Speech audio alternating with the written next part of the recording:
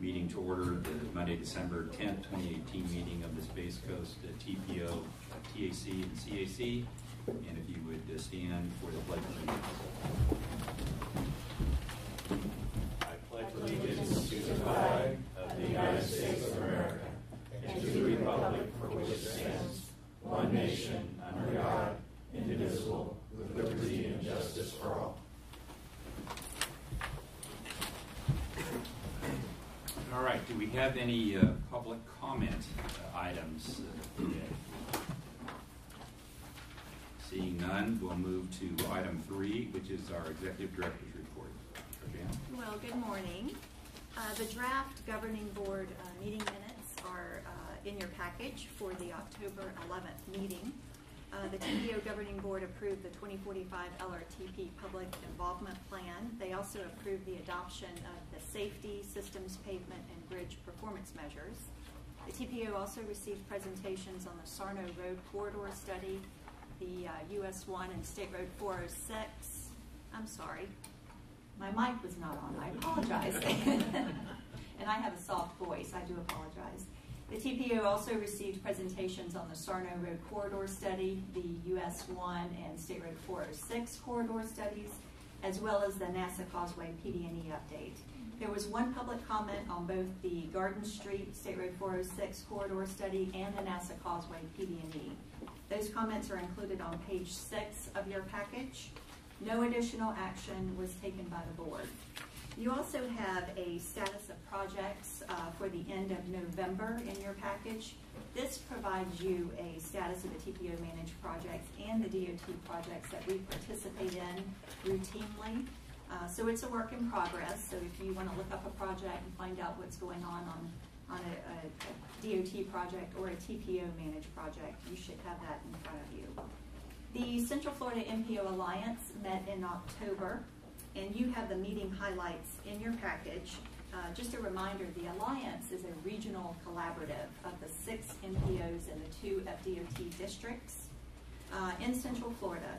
And the purpose of that meeting is to discuss regional issues.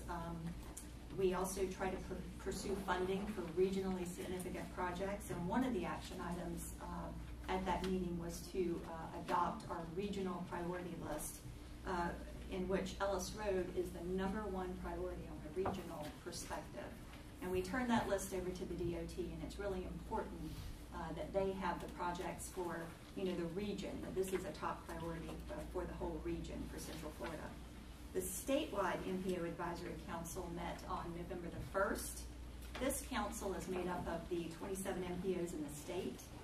They received a presentation on best practices for all the MPOs in the state.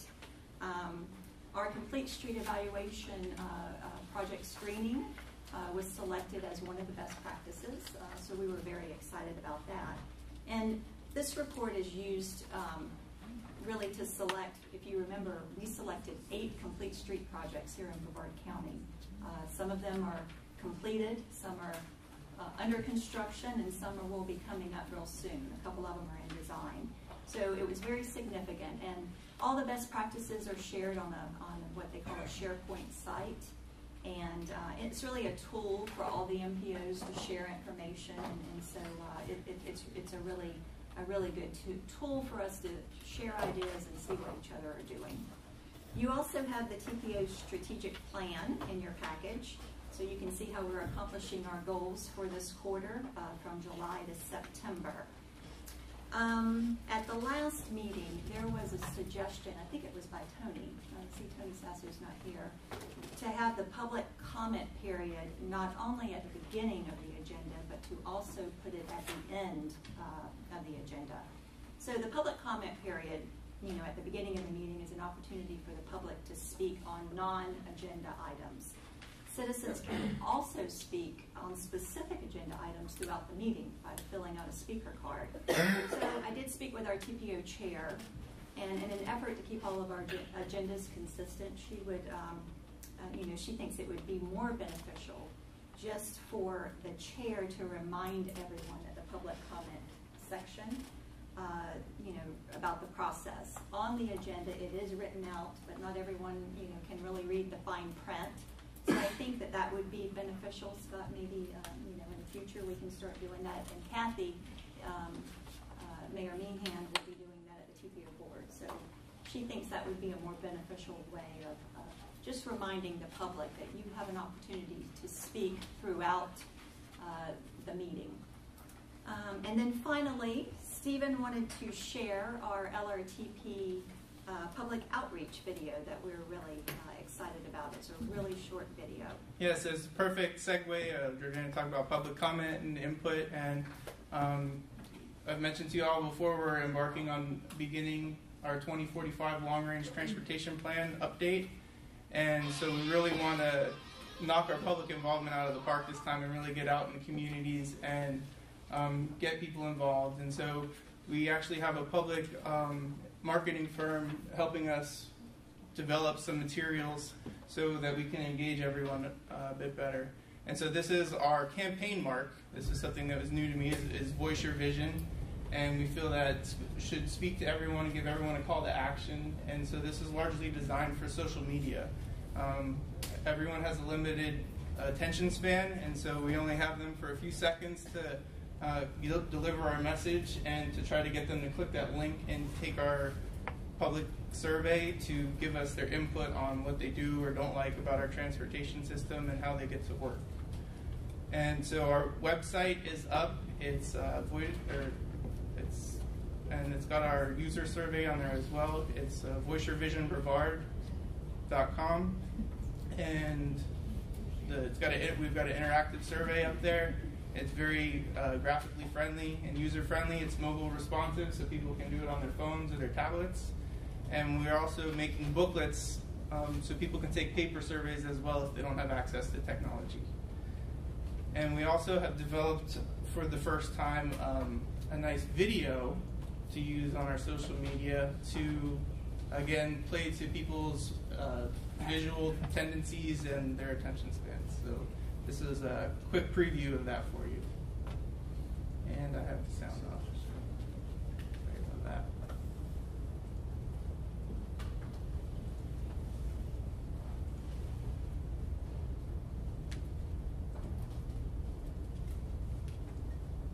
Future of your local transportation system? Of course you do. So get involved and shape the way we move in the future.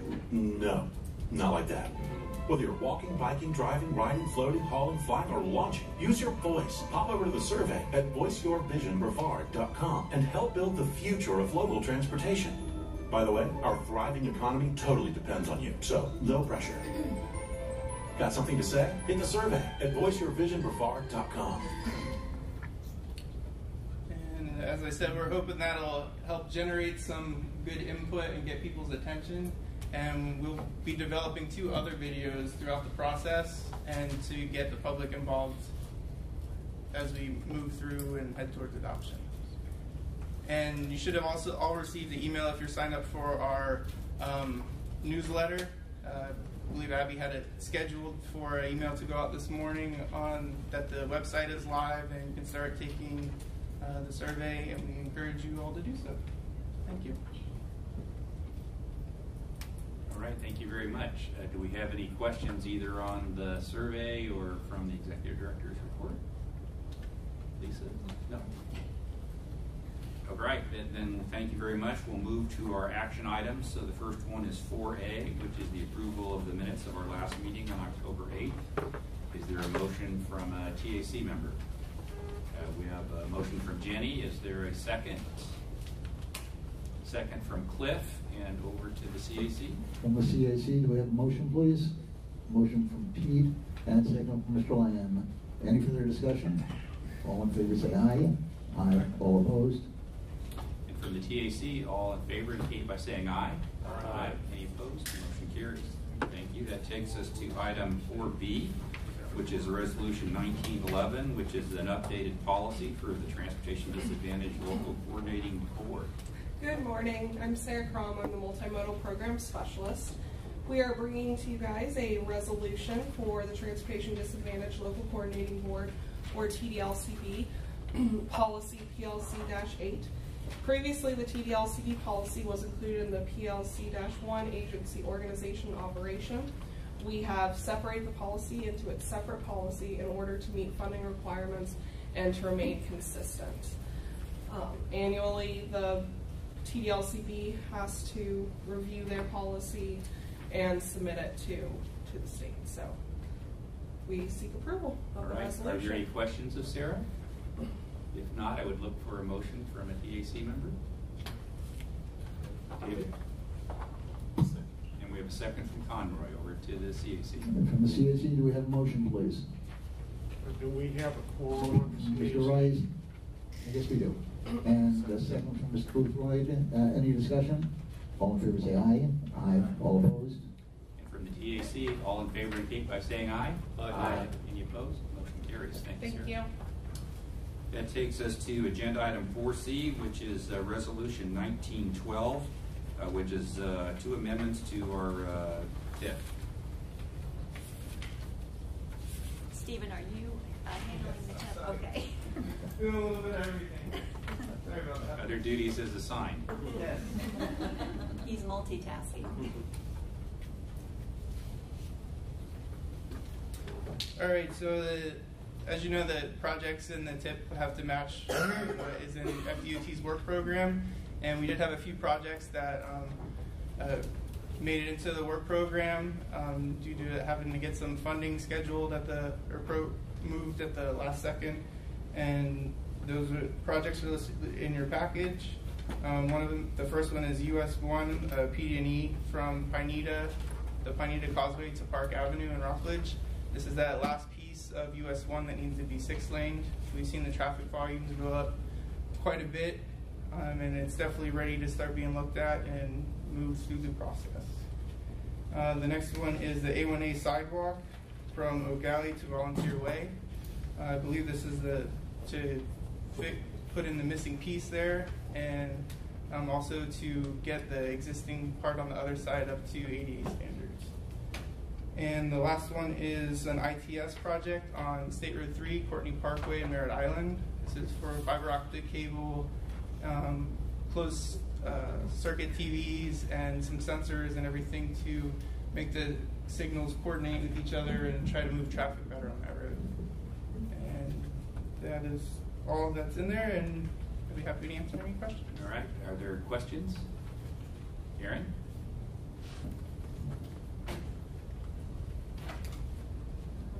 I just had a question about the phasing. I see that we're doing a PD&E on that US 1 segment. I thought we needed to do the corridor study first. I'm excited about that. Aaron, this is the corridor study, Okay. actually. The PD&E is funded in fiscal year 20 Sorry about that. for $1.7 million, but the reason why the TIP amendment was requested is that this is in current year. These are all 2019 projects. So this is just the corridor study. Okay, gotcha. And my second, I guess, compliment is the A1A project. We're putting SU on a sidewalk. Hey, round of applause. I mean, I think that's a really big deal. Just wanted to call that out. That's it. All right. Other questions? Pete? On the worksheet, it shows that the first one, to be the causeway, is being amended because of excess federal money. But the following two, it doesn't have that footnote. It seems like they are too, if you look at the numbers. Was there excess federal money, and that's the reason the following two are being amended also? It's not that it was really excess, it's just movement in projects at the time. And since it's in current year, the projects, if projects come in under budget or money has to get moved around, it has to go on a project that's ready and can accept it. And there's only certain ones that are available to. So that money was on something else that didn't need it, so we were able to put it on these projects.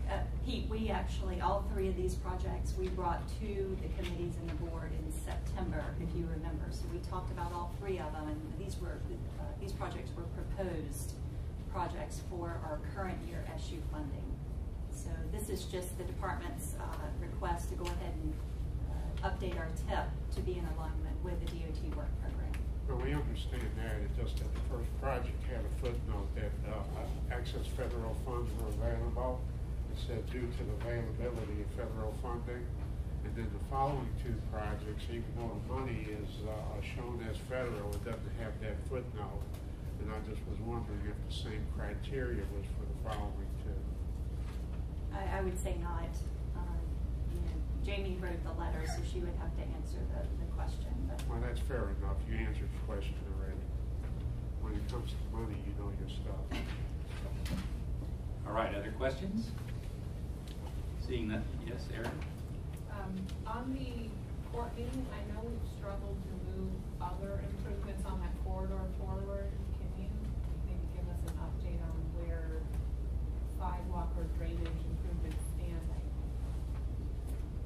I know they're challenging. I know we had a corridor study that called for some. this was the project. If you remember, we were having some difficulties getting a scope from the district. So we needed a more refined scope to be able to actually program funding on Courtney for those bike ped multimodal type improvements. So I know that the district is working on that, and so we're hoping that this next work program cycle will be in a position potentially to kind of move some projects forward. All right, any other questions? Seeing none, I would look for a motion from TAC. Move for approval.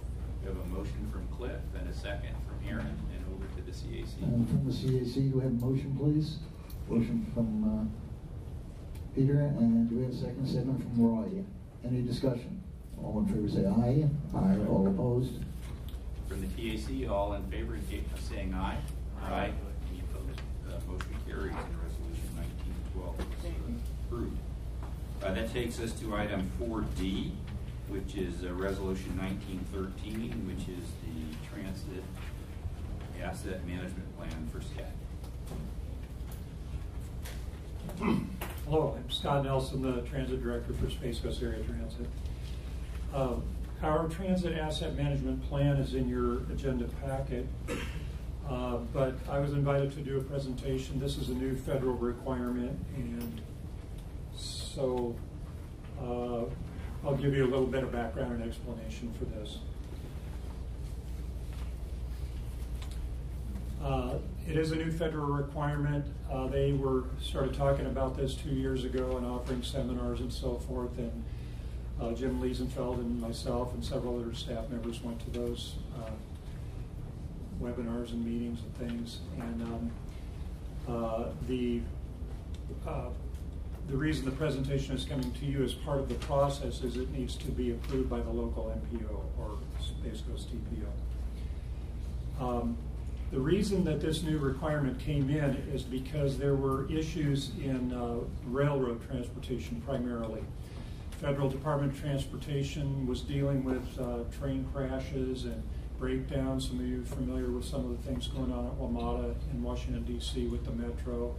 They've had fires and service breakdowns and things. There's been some big train crashes in the Northeast and in Chatsworth, California a few years ago, many people killed.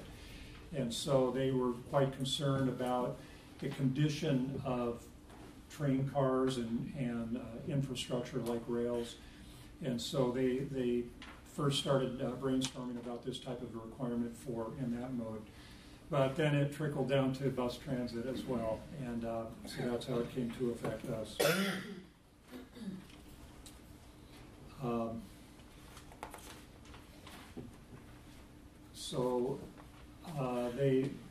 And also there was a lot of federal grant money over the years that was given to the railroads as well as other modes of transportation, and the railroads were coming back and saying we don't have enough money to replace these aged train cars and rails and install now positive train control.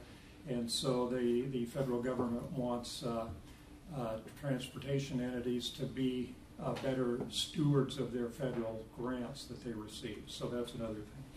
So you see the purpose is to enhance safety, reduce maintenance costs, increase reliability, and improve service delivery, and plan for the future especially. The elements, there are for bus transit systems, There are two tiers. Tier 1 is the larger transportation providers and the ones that operate rail. And Tier 2 is the smaller ones, that is Space Coast Area Transit. The following elements are part of that in our plan. The larger systems have more requirements, more aspects that they have to do, but these are the 4 that we're bound to. An inventory of assets, which we already had a good inventory of our buses and infrastructure. A condition assessment, that was kind of a new thing for us that we needed to formally do. Decision support tool, so a process how we rated our assets and then plan for the future, and then a prioritized list of investments of when we were planning to replace assets. These are the assets that are to be evaluated. All rolling stock, all buses, large and small buses, van pool vans, equipment like bus lifts and admin vehicles, other staff vehicles, and even our paratransit scheduling software came under this. And then as far as facilities, of course, buildings and our fuel island canopies, parking lots come under this. So it was pretty comprehensive. There was lots of discussion about useful life benchmark. When we buy a new bus, they always have a federal depreciation schedule, and the same for buildings, and the same for bus lifts. Everything that we receive federal grants for, capital grants, has a depreciation schedule. For instance, that bus right there, a large heavy-duty bus, is 12 years or 500,000 miles. And so each transit system is supposed to evaluate their stuff, and we have pretty good maintenance, so we extended the life a little bit, and they recommended that you do that. So that's what we did. And then you rate for facilities and equipment, you rate everything 1 to 5. 5 is new condition, and number 1 is decrepit and needs to be replaced right away. Nearly all of our facilities and equipment, for your information, thanks to the good efforts of my predecessor, Jim Liesenfeld, have been brought up to speed. We've done a lot of renovation of our facilities over the years. And so we really had very few things in the facilities realm that needed to be replaced immediately or programmed in.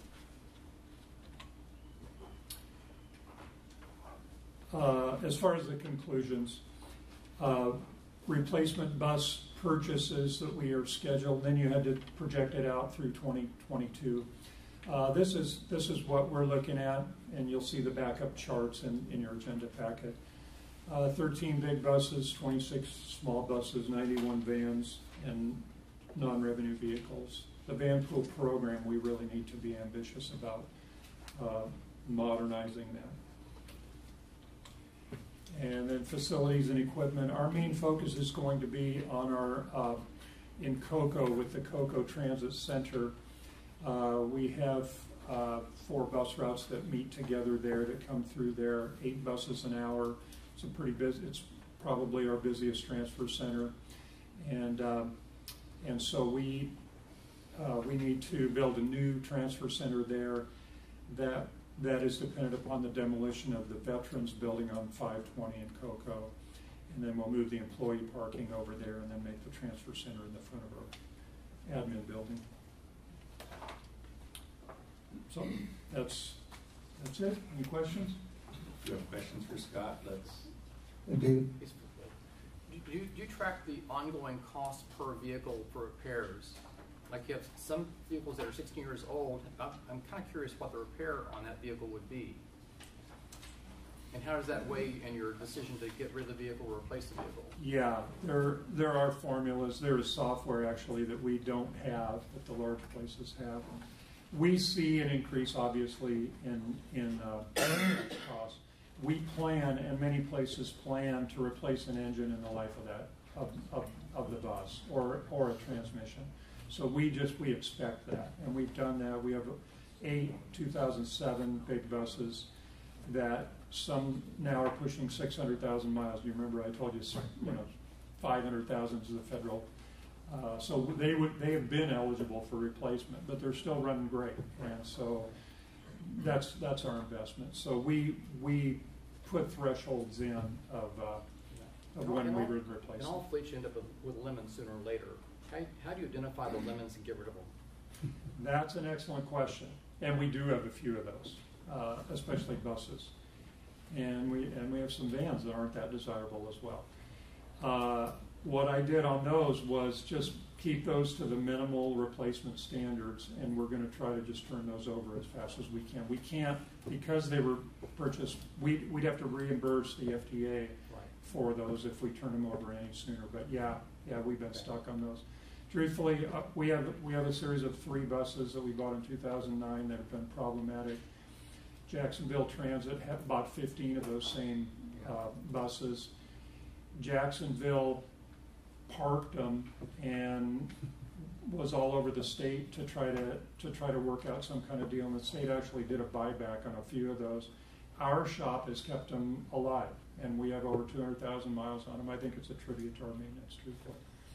But they have required higher maintenance than our other vehicles. You're right. Pete? I was looking at your assessment rating numbers, and I saw 2 rated number 1. First one was for a future parking lot. That made sense. You can't use it as a parking lot, so you rated 1. Second one was a bus lift. A bus lift rated 1. Did you put it out of service when it got to the 1 rating? No, we did this plan in September. The new bus lift was coming in October, and so I guess I would have rated it a 2 if it was a year off. That bus lift is in Melbourne, and I think it's about 25 years old. And like I told you, the federal threshold's about 20 years, as I recall, for bus lifts. We have a brand new one in right now already. Okay, so it's functioning and it's safe. Yeah. But because of the new guidelines. Hard to get parts for, needed extra maintenance. And but I yes, it was understand. safe. Yes. You're following rating codes, and before you can replace something, it's got to go all the way down to wood. Then you can. No, that's not true. If it's below 3, they recommend that you replace it. And so we went around with a committee to look at all of our assets and get our heads together and make those decisions. Well, I wouldn't have doubted in my mind that it would be safe. The numbers were a little. We were starting to get a little concerned, but because we replaced the one in Cocoa that was 20 years old last year, and so those were both on our radar for a while. So give it another month or 2, and then it'll be brand new, right? It's already brand new. It was installed first week of October. Oh, good deal. Yeah. We knew that was in the works. You have a comment, Peter? Yeah. How do you finance your capital replacement? Do you have a reserve, or what's the process? That's a good question. We are really fortunate that virtually all of this stuff is 100% capital grant paid. So we don't even need a local match for this. So we program it in, and we've been successful in receiving that grant money. Congratulations. So that's been a great arrangement for us, really. So operating money is a different story, and you've probably heard that many times. But as far as the capital money, it works out well. Any other questions? Scott, I did want to mention the public benefit providers must share their targets with the individual TPOs. And so this is a national performance measure. And so with your adoption of this plan, the Transit Asset Management Plan, we will be incorporating this language into our transportation improvement program, as well as any updates to the long-range plan to cover that national performance measure. Thanks. I have one more question. David? You said some software provides a vehicle-by-vehicle tracking of the repair costs. Do you have that software installed, or is that something you need? We can pull up the lifetime maintenance costs on any of our buses. We haven't really projected that out. We just know that an older bus, we had a number of buses on hold more than usual a week ago, and I was analyzing it, and it was almost all ones that were projected to be replaced. Some of them a couple years out, but so yes, I don't have the actual projected cost though. We track going backwards all of those maintenance costs. In the previous life, I got to looking at our fleet, and I was surprised when one of our older vehicles was actually costing more in repairs than the vehicle actually cost to purchase it brand new. That caught my attention. Yeah, in the seminars that they gave in years back, they had, I think they used Washington Metro as an example, and their projection was 14 years to turn over a bus rather than 12, and they showed they had all charts and graphs, you know, of the, how would you say the just where it became more cost effective to replace it, but it was not at the minimum 12 years though. And when you replace those engines, do you put that back into capital? If you spend $5,000 or $10,000 on an engine, does that get recapitalized, or is it just operating cost? We've done that with a van pool campaign that we did, but not on the buses.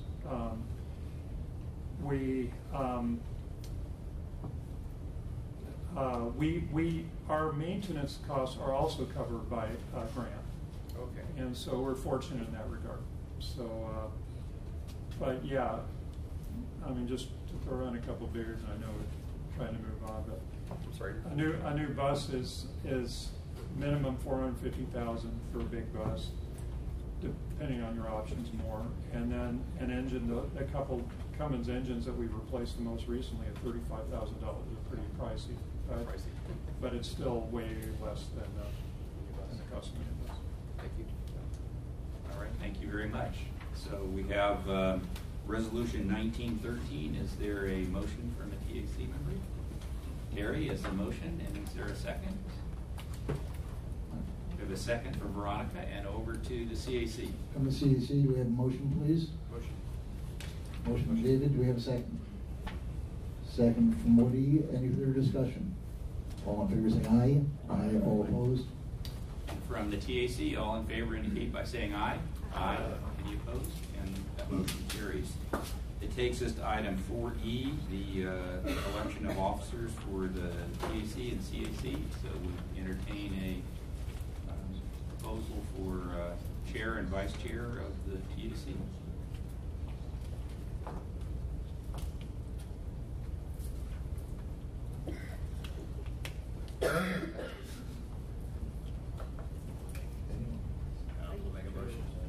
Okay, we have Jenny. Are you willing to be chairman again? I'd like to make the motion for you to be chairman again. Well, I will if there are no other volunteers. Let's put it that way. Are there any volunteers? Let's put it that way. Don't be shy. We're smart. Okay, we'll accept that as a nomination. How about for the vice chair?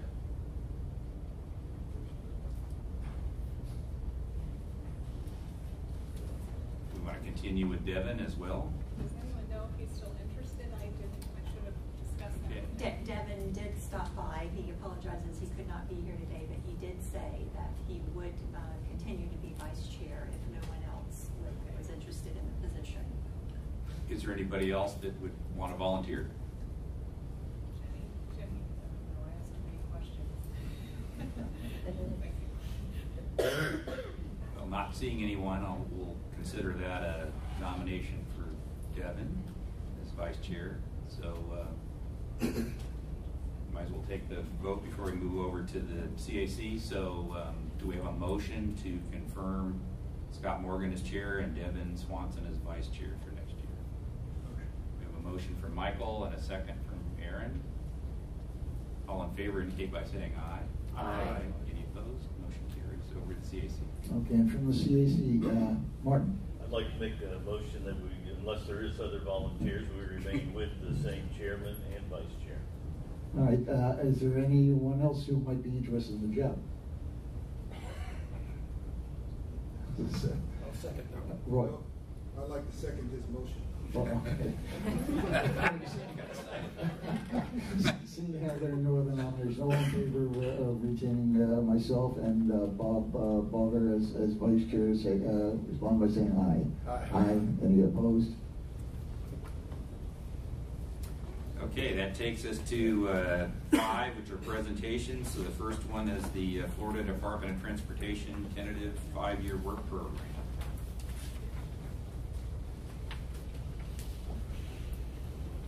Good morning, my name is Jamie Kersey. I'm with the Florida Department of Transportation, and today I am going to present to you the tentative 5-year work program. It does start today and it ends on Friday with public comments cut off, I believe it's December 24th. Let's see.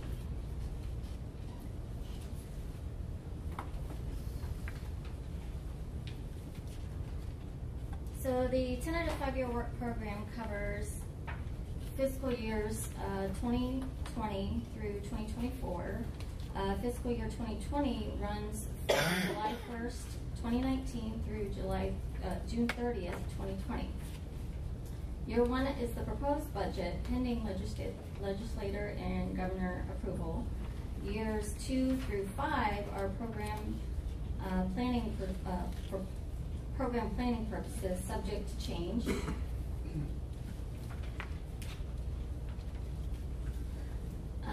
The Florida Department of Transportation's current adopted work program runs from fiscal year 19, which begins on July 1st, 2018, until fiscal year 2023, which ends on June 30th, 2023. After the work program is updated by the department staff to incorporate changes in the needs and costs and consider changes in the project prioritization, it is considered tentative and the public hearing is held. This is when your public comments really count. Then the tentative work program is submitted to the Florida legislator for review and then to the governor for review and signature. After the governor signs the work program, it is considered adopted and the first year of the project is officially included in the state budget. These are the types of projects that the department works with the MPOs and TPOs based on their priority list as well as the SIST and FDOT priorities. Work program is a continuous cycle where we are all in constant coordination with the TPOs and MPOs and the local governments discussing numerous projects.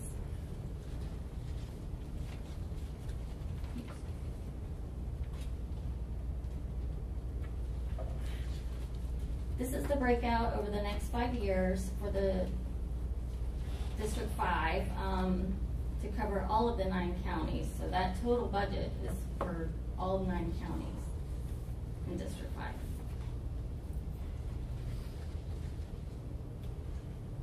Work program funding impacts. Right-of-way costs, real estate prices of up an average of 15% statewide. Increased construction costs, price of steel went up 30%, material and commodity costs up approximately 9% overall, fabricated bridges up 25%, revenue reduced due to growth of fuel efficient vehicles. There was a bill passed in 2018 reducing revenue by $71.2 million, which includes all your sales tax, property tax, corporate income tax, and dock stamp. Now I'm going to go over your project highlights. For planning, you have your PD&E study for the Malabar Road. PD&E phase has been added to the fiscal year 2020. You also have your St. John's Heritage Parkway study that has been added to, PD&E has been added to fiscal year 2020. The US 1 study for the Pineda Causeway PD&E phase has been added for fiscal year 2021. And a PD&E study for the State Road 401 bridge replacement has been added into 2022, or 2021. 2020, sorry, 2020. And then now we're going to go into safety. Pedestrian crossings for State Road A1A, this is a department project.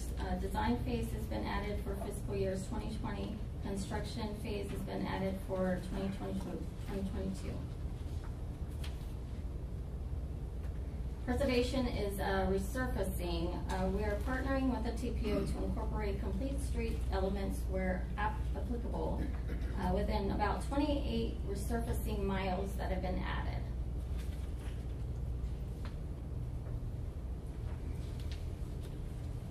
Resurfacing for State Road 520, design phase has been added for fiscal years 2020. Construction phase has been added for 2022. And resurfacing for State Road 518 has been, design phase has been added for 2020, and construction phase has been added for 2022. Resurfacing for State Road 500, design phase has been added for 2020, construction phase has been added for 2022, and resurfacing for State Road 500 design has been added for fiscal years 2020, and construction phase has been added for 2022. And resurfacing for State Road 520, the Orange County line, design phase has been added for 2020, construction phase has been added for 2022. Your capacity projects, the widening of State Road 519, Fitz Boulevard, construction phase has been added for 2021. Widening of the State Road 500, Hollywood Boulevard, right-of-way phase has been advanced from 2021 to 2020. In your widening of Babcock Street, design phase has been deferred from 2020 to 2021. Operations, the mast arms for your State Road 5054 at Wickham Road, design phase have been added for 2020, construction phase added for 2022, and the signalization for State Road 5 US 1 construction phase has been added in fiscal year 2020. Your ITS project, which is your State Road 3 Courtney Parkway, construction has been added for fiscal year 2020. You have 3 landscape projects, and the first one is your State Road 9 I-95. Construction phase has been added for 2020, and for your State Road 9 I-95 South, construction phase has been added to fiscal year 2022. And also at your State Road 524 interchange, the construction phase has been added for 2022. So the additions, funding for additions for the 5-year work program is $65,000, just over $65,000.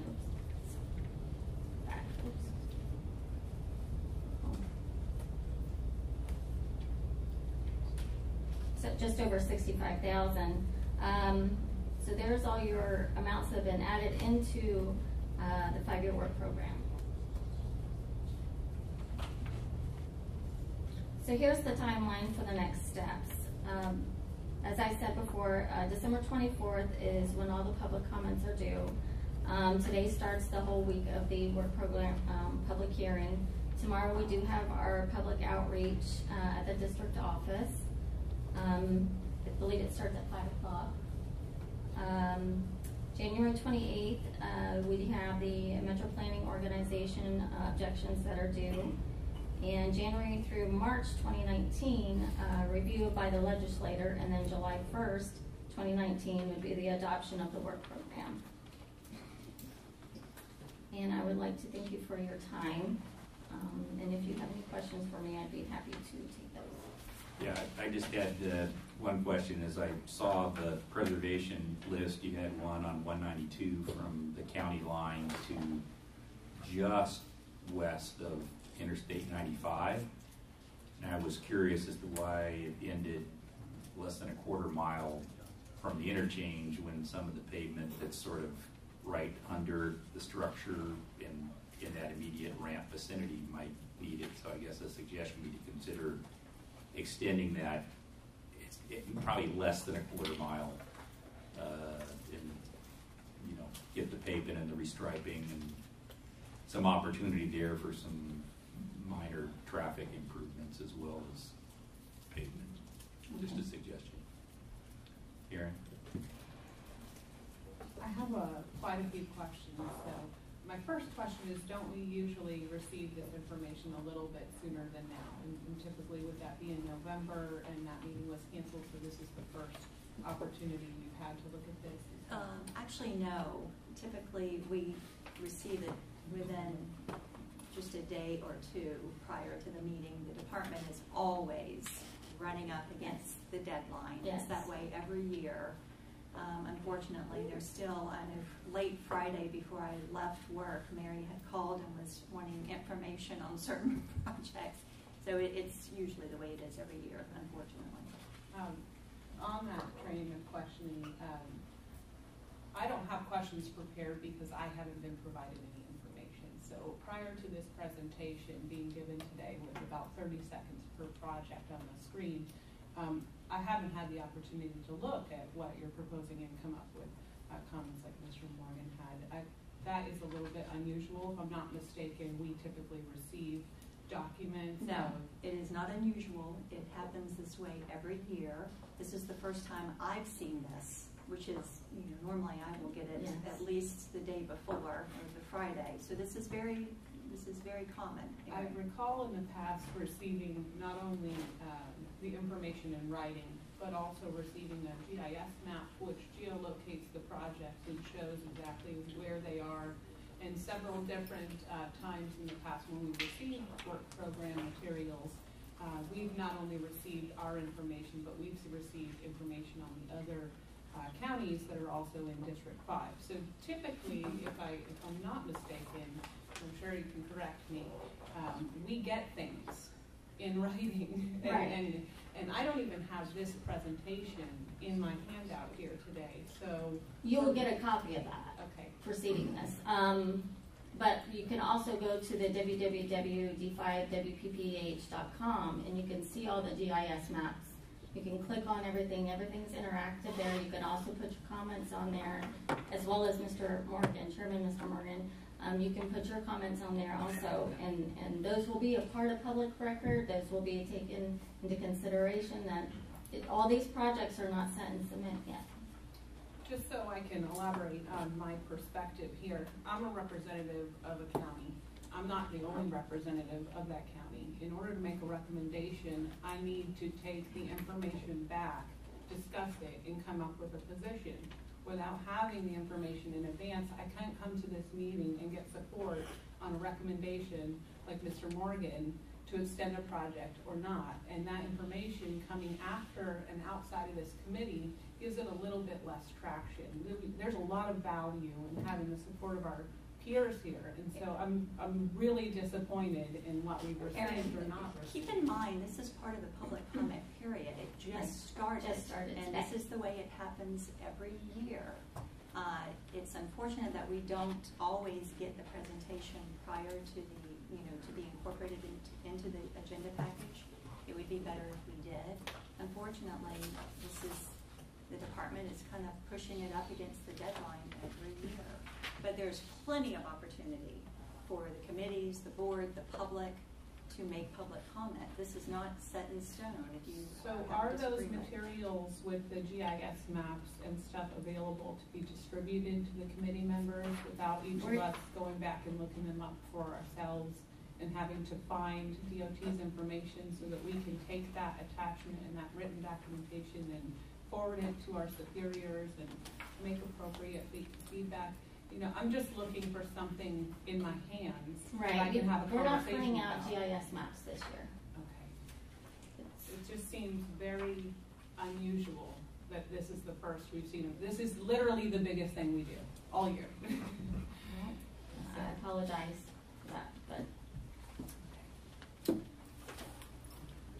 On your first sheet, you showed the cost of steel going up 30%. Does that reflect the tariffs that are being imposed, and what's the effect if they die or if they go up?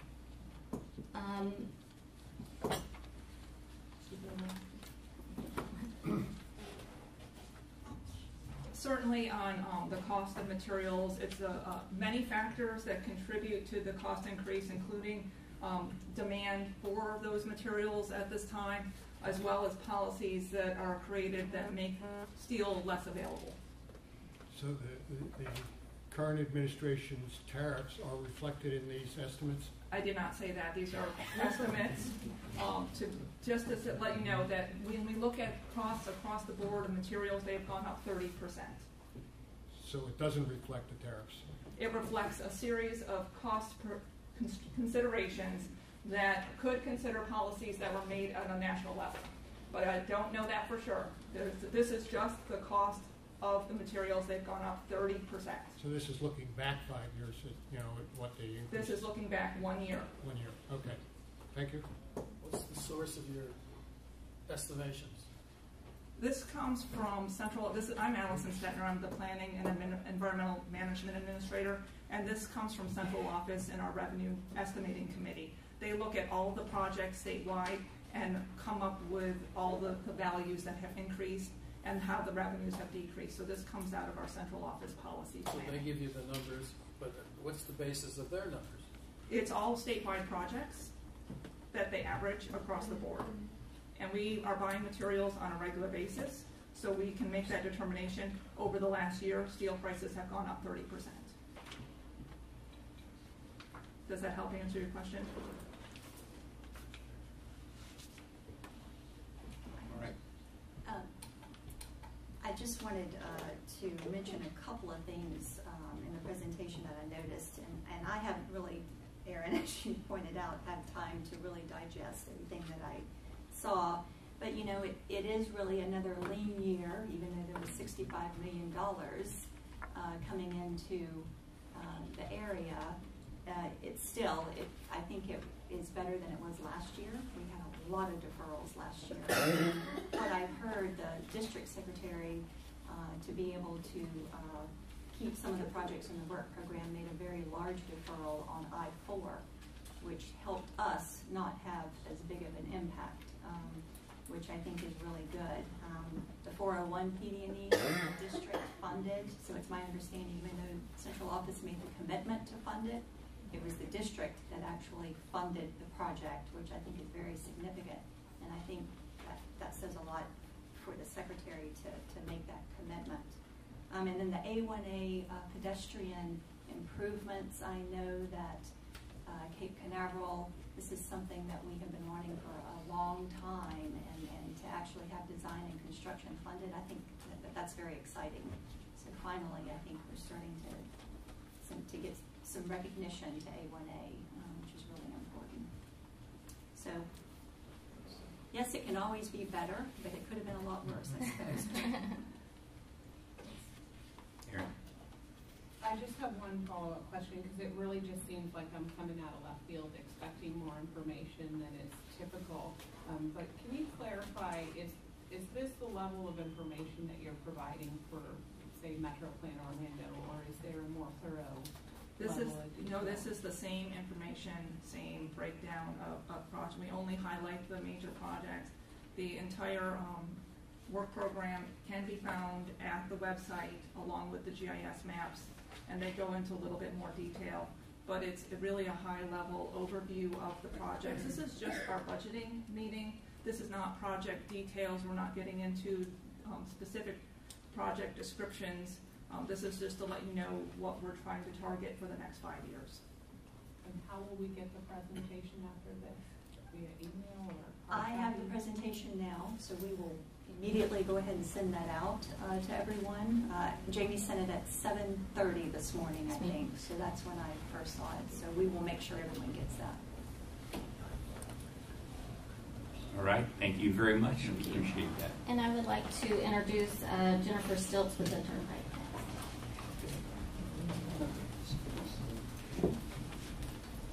Welcome, Jennifer.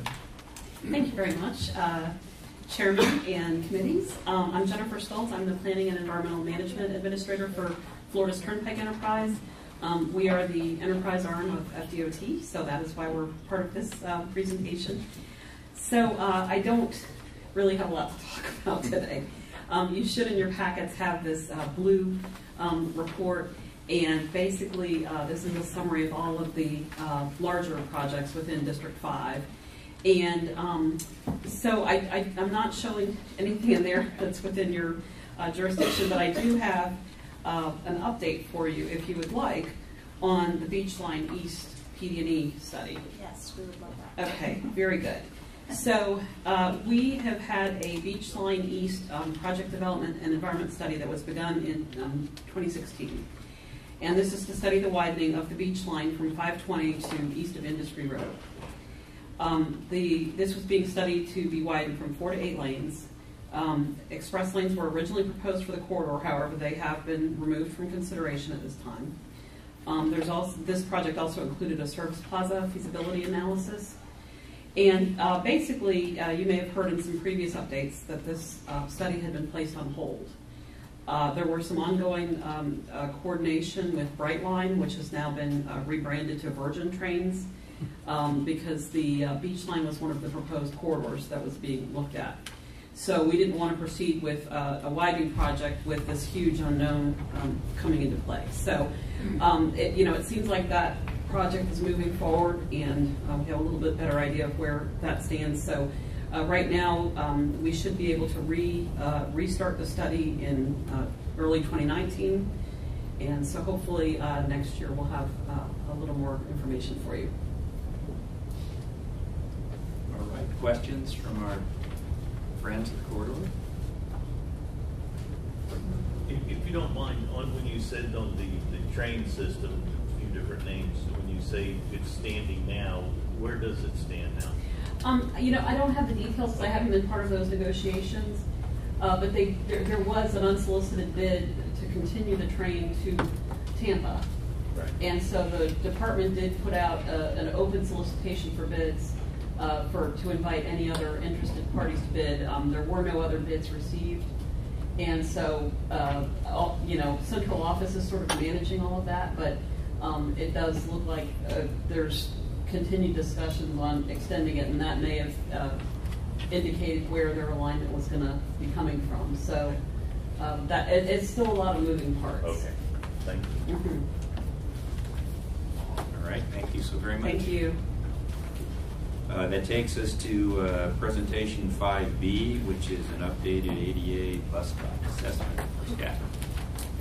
Good morning. I am very excited to be standing up here today and saying that we have completed our ADA bus stop assessment and will be presenting on it.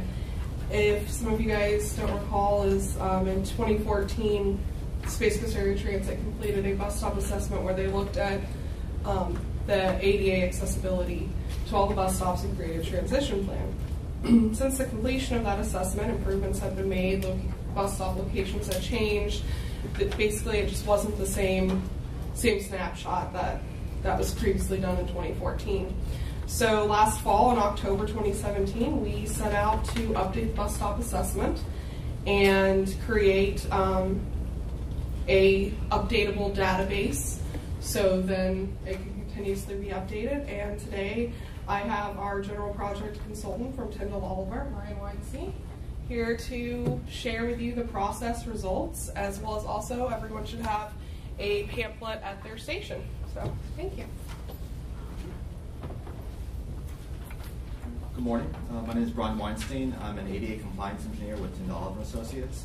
And like Sarah said, I completed the 2014 study, and then I also completed the 2018 study for you guys. So the main reason why we are performing the study, why we performed it previously and doing it now, is because of the ADA. And it's important to note that the ADA is a civil rights law, just like the civil rights laws of the 1960s that prevented discrimination against people of different races, religion, genders, but it failed to mention people with disabilities. So it wasn't until the ADA came into play in 1990 that it became federally mandated that you provide infrastructure that people with disabilities can go and access as well.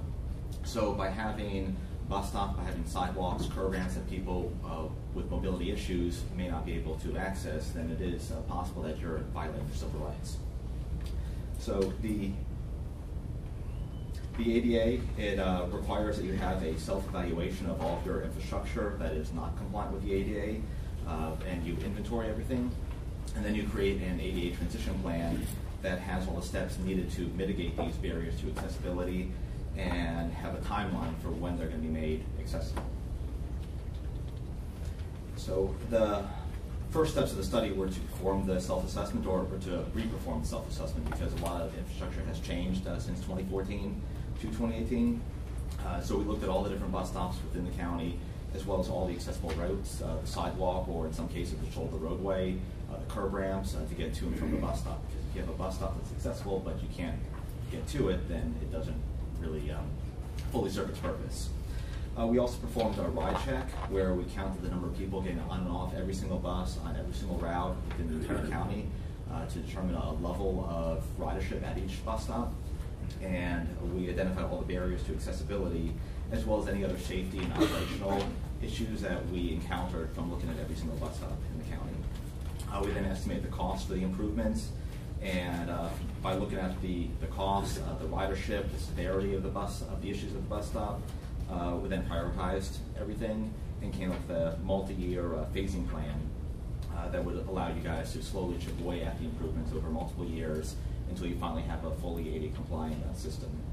And then lastly, this interactive online database was created with the help of another consultant that allowed Space Coast Area Transit staff to keep track of all the issues and all the improvements that they made to the bus stops over the course of the years. So just quickly, the ADA requires that you have an accessible boarding in a lighting area, which is highlighted in blue. So it'd be a firm, stable, slip-resistant surface. It needs to be level. It needs to be 5 feet by 8 feet to allow for the ramp to deploy, and then for somebody in a wheelchair to maneuver out of the bus or onto the bus. And then you need to have a connection from the boarding line area to the accessible route. And ideally that would be a sidewalk, but it could also be the shoulder roadway in some cases. And then you'd have to go and have a sign as well identifying the bus stop. And if there's any amenities, well, those aren't required. If you do have any, they need to be made accessible as well. And so this is an example of the bus stop in Titusville, and it has the 5 foot by 8 foot firm, stable, slip-resistant, in this case concrete, boarding line area. It has a sidewalk connected to it. There's a sign there. The bench, although not required because it is there, it can't just be in the grass. It needs to be adjacent to the sidewalk, so someone in a wheelchair and a walker could access it as well. And then this is a non-accessible bus stop, also in Titusville. This one, there is no firm, stable, slip-resistant boarding line area. Just the grass is being used to border light. The bench, again, not required, but it is there, but it's not in an accessible location. Although they do have the sign, has the route number, so there are steps there that need to be taken to go make this accessible, whether it's connecting it to the shoulder roadway or relocating the bus stop to a different location. Or adding a sidewalk, as well as a boarding line area.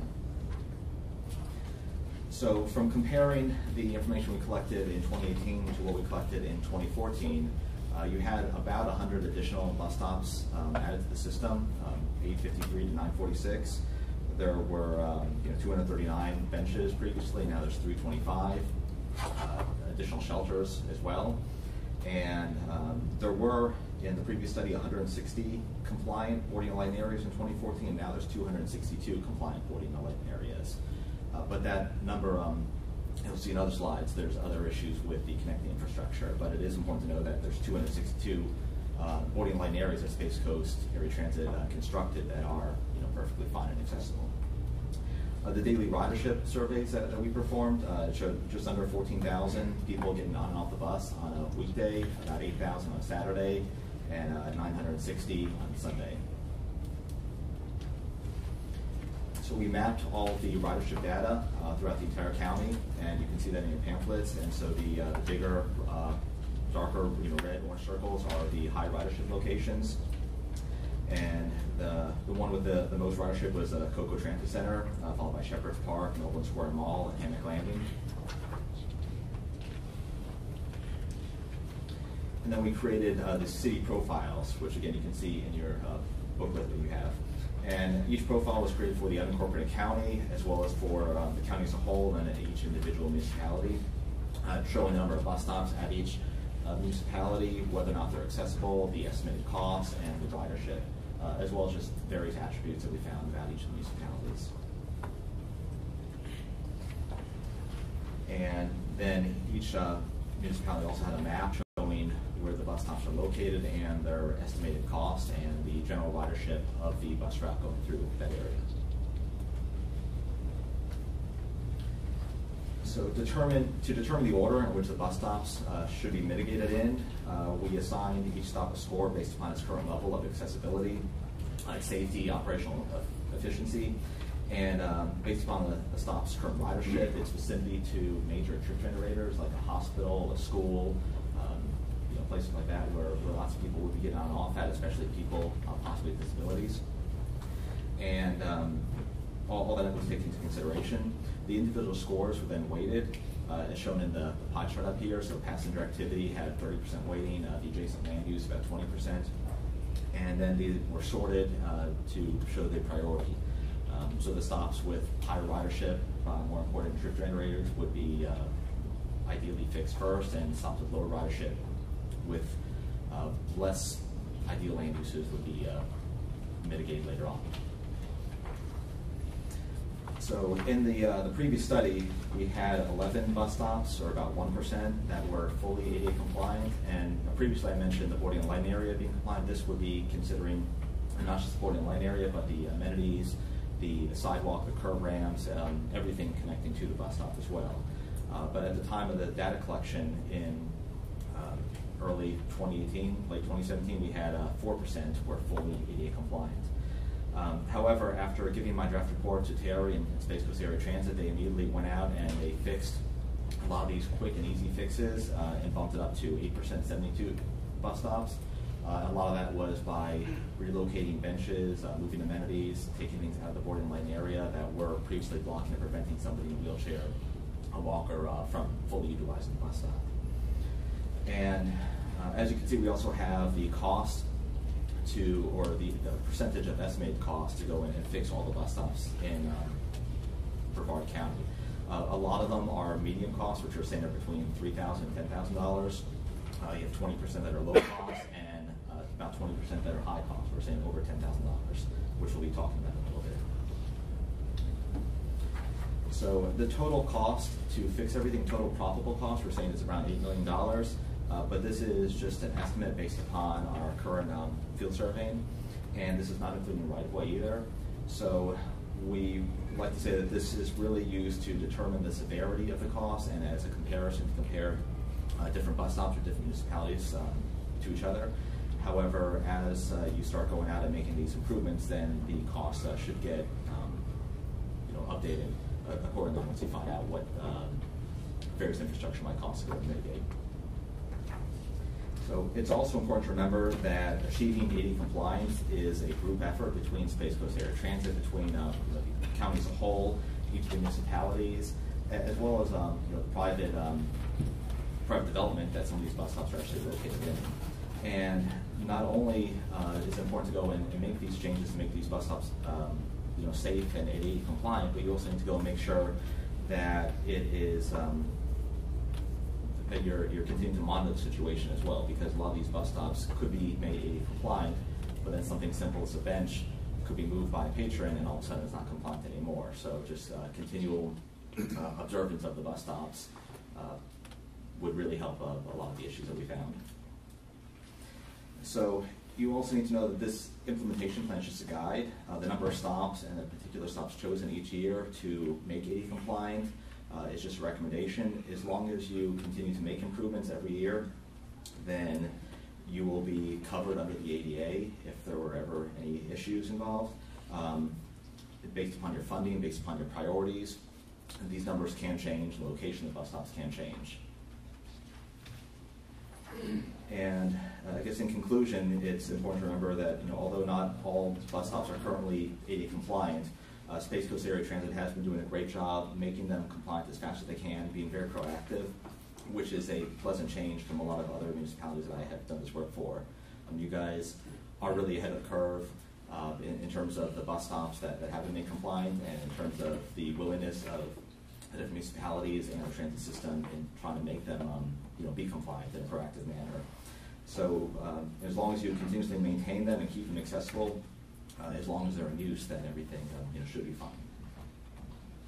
So if you have any other questions, my contact information is up here. You can contact me or Sarah as well. So thank you very much. All right. Do we have questions for Brian? Peter? What's the cost? What's the cost of a new bus stop that complies with the ADA regulation?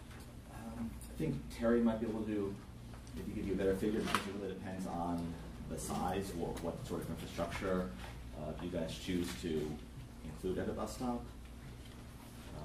And the minimum would be right around. Well, typically, the FDOT's pads, they install the 5x8 pads, and they're probably around $3,000 from what I've seen most recently, up to a full-on shelter pad, which can run shelter usually about $7,000 to $15,000, depending on the infrastructure that has to be done.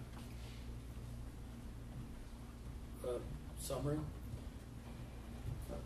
Well, he was saying, it really depends, I guess, on whether it's, just a plain board and line area that you're saying $3,000. You include shelters and other sort of infrastructure that is not required by the minimum requirements of the ADA.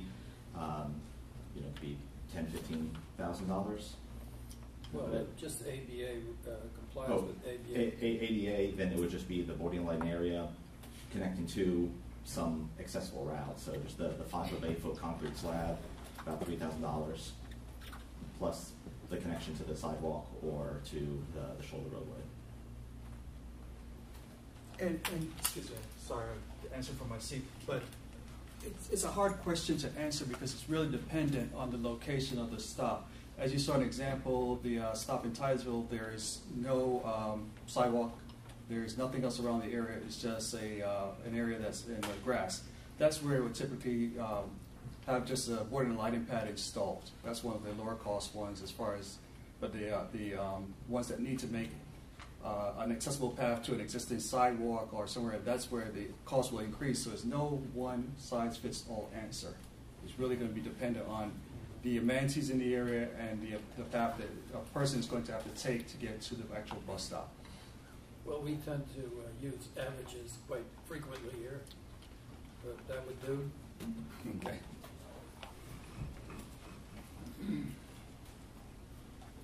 Ed?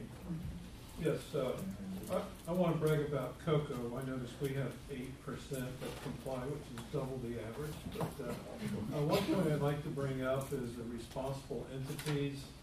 Of course, Space Coast Area Transit gets tasked with this, along with the counties and cities.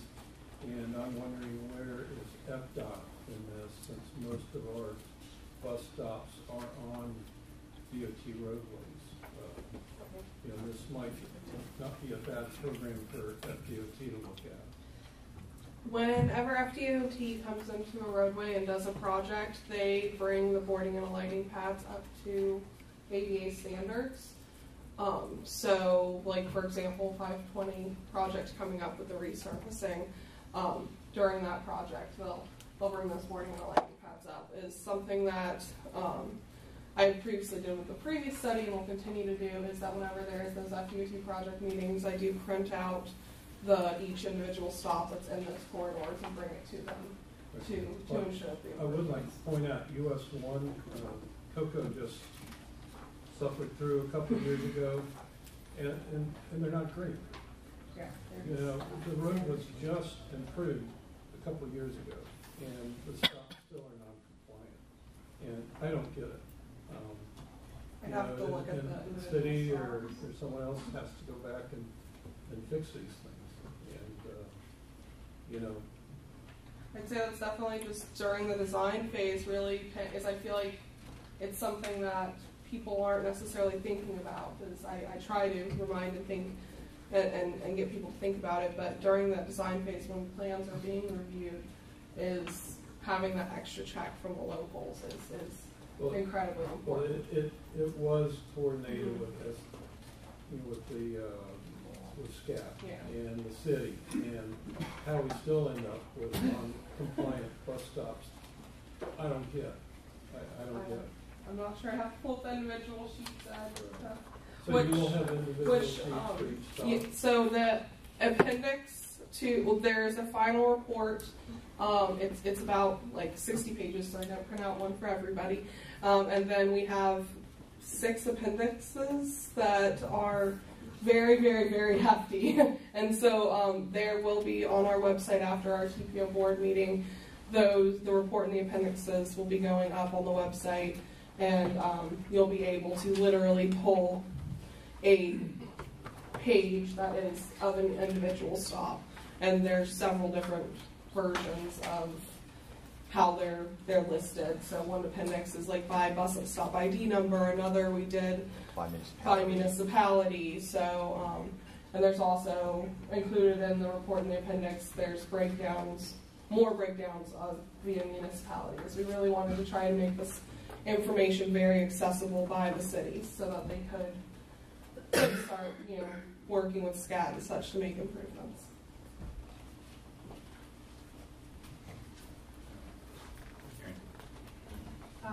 Okay, so I understand now how to find where the problems are. Tell me how to program the solutions. Do we give the money to SCAT? I mean, they went out between data collection point and now and fixed 30 of their own stops, and it didn't come through the TPO at all. How do we put money on the projects? Who administers them? How do we group them together to where it makes sense? Do we do every single project and improve them piece by piece, or can we attack this wholly with that $150,000 a year goal in mind? How do we best do this efficiently? I think it's going to be I don't have the right answer, and I really wanted to have here's the magic answer when I walked in here, but through conversations, with TPO staff and Space Area Transit staff and getting guidance from our consultant, we don't have one magical fix to make this all happen. Is what Terry and I will be doing a county tour and going to every municipality and sharing this information and talking to municipal staff, and hopefully that'll help give us guidance so then we can understand what is Brevard County Public Works capable of doing, what is the city of Palm Bay interested in doing as far as working with SCAT and the TPO to improve their bus stops. It will also be a continuous effort with FDOT, where those projects on the state road, we just have to keep diligent to make sure that when a roadway is being touched, 8A standards are being complied to. I mean, it's legally what has to be done. And it's really, we're also looking for guidance from our advisory committee and board on what they would like to see and how they'd like to see this information applied. Are our projects, I haven't seen the final report, and you told me about 6 ways that they're sorting in the appendices, but are those by the maintaining agency of the roadway? Are those by the municipal boundary? How are they sorted? We did the municipal boundary. So there is going to be situations where there is a bus stop in Melbourne that is actually on a county road and such. That was the easiest way to sort with the data sets available. So we, as individual municipalities, really should be taking that information back and discussing how we want to group things together to take chunks of that. And if we came forward to this committee with a list of 2 corridors and attacking 20 bus stops, is there a funding source available for those projects to be supported by this entity or by the board and be programmed as a group? Are you referring to SU funds, FHWA funds? I'm just wondering, is that the type of thing that we put together a scope of work, submit a 4P, and DOT figures out which funding source of theirs is available and we fund a chunk? Or do we wait and lobby SCAT and try and get on their good list? I just don't know if the FHWA funding is the best source. Where I see some of the challenges, I think that it could be used, but how do you group the projects together? Who's the implementing agency going to be? Because it would have to be lab. Would it be on system, off system? do you tackle it by corridor? There's a lot of unknowns there. This was part of what sitting down with Space Coast Area Transit, trying to figure out the best fit. I think probably Sarah mentioned going on the tour and meeting with all the individual municipalities might be the best way of trying to figure this out, I think. And the right solution for Brevard County might not be the right solution for City of Malibu. You know, that is, you know, you guys are capable, you guys have lab certification versus some of these other smaller municipalities don't. So. I guess to me the best solution seems like letting SCAT do it would be awesome for everybody. I mean, not having to administer a project is the best case scenario, right? So, I mean, because this project gets in line with other projects that are equally important and we see where it ends, right? It doesn't get funded. So, I mean, is there a way for us to take a chunk off, allocate the money, and fund SCAT to do these projects? Is that? Well, let me jump in, and because this is a shared responsibility, I think the notion of having SCAT with some TPO assistance and going and visiting each municipality and doing site visits to each location, there are lots of different solutions available. Some of them may be as simple as eliminating a very little used stop, and you don't have to have a stop at a particular place if there's very little onboarding and offboarding. There are more complex solutions that may involve significant improvements to drainages, where you can get some very high cost ones at particular stops. So I think I like the idea of visits with each municipality, and if I could make a suggestion, because not all these are on municipal roads, has been pointed out. Some of them are FDOT roads, some of them are Brevard County roads, is bring a representative of each of those agencies with the group going to the city and trying to see if we can prioritize some, and it may not be along a complete route. Maybe it's the low-hanging fruit and the highest usage, lowest cost items, easiest to implement items are sort of first, because as was said at the beginning of the presentation, this is going to take years and years and years. This isn't a quick fix that we're going to fix next year, right? So, but we have to get underway, and I think the notion that the plan is meeting with each municipality, bringing those responsible for the roadway and deciding what's possible. But SCAT's a big player because stops can shift a little bit. You know, a block can make a huge difference, and it may just be as simple as getting a stop in a better location.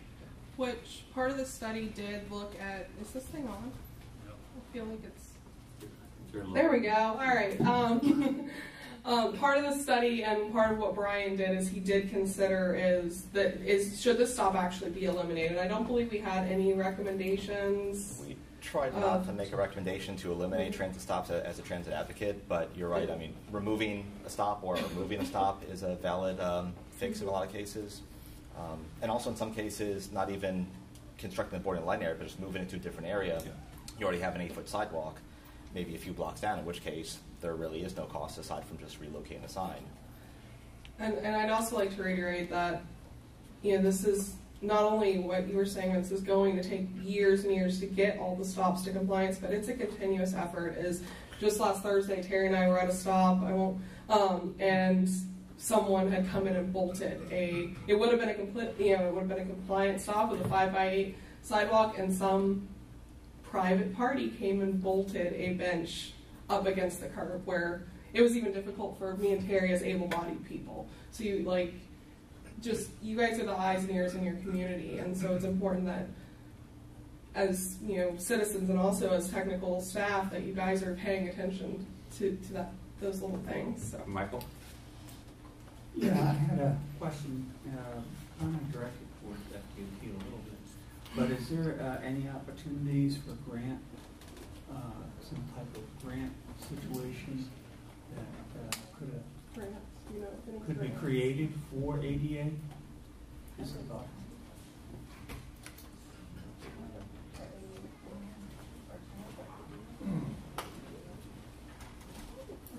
Sorry, that's not my one.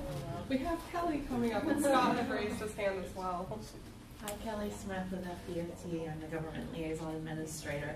I don't know of anything offhand, but we can definitely go back to our transit office and see if they have any ideas besides going through the normal work program development process or your priority list. That's all that we could recommend. Yeah, the reason why I bring that up is because a lot of these are showing are on FDOT roads, and thinking maybe there's an opportunity there to approach it from a different angle. Right. And like Sarah said, whenever we go through a project, we reach out to the transit agencies and the local agencies, and we try to improve things as we go through.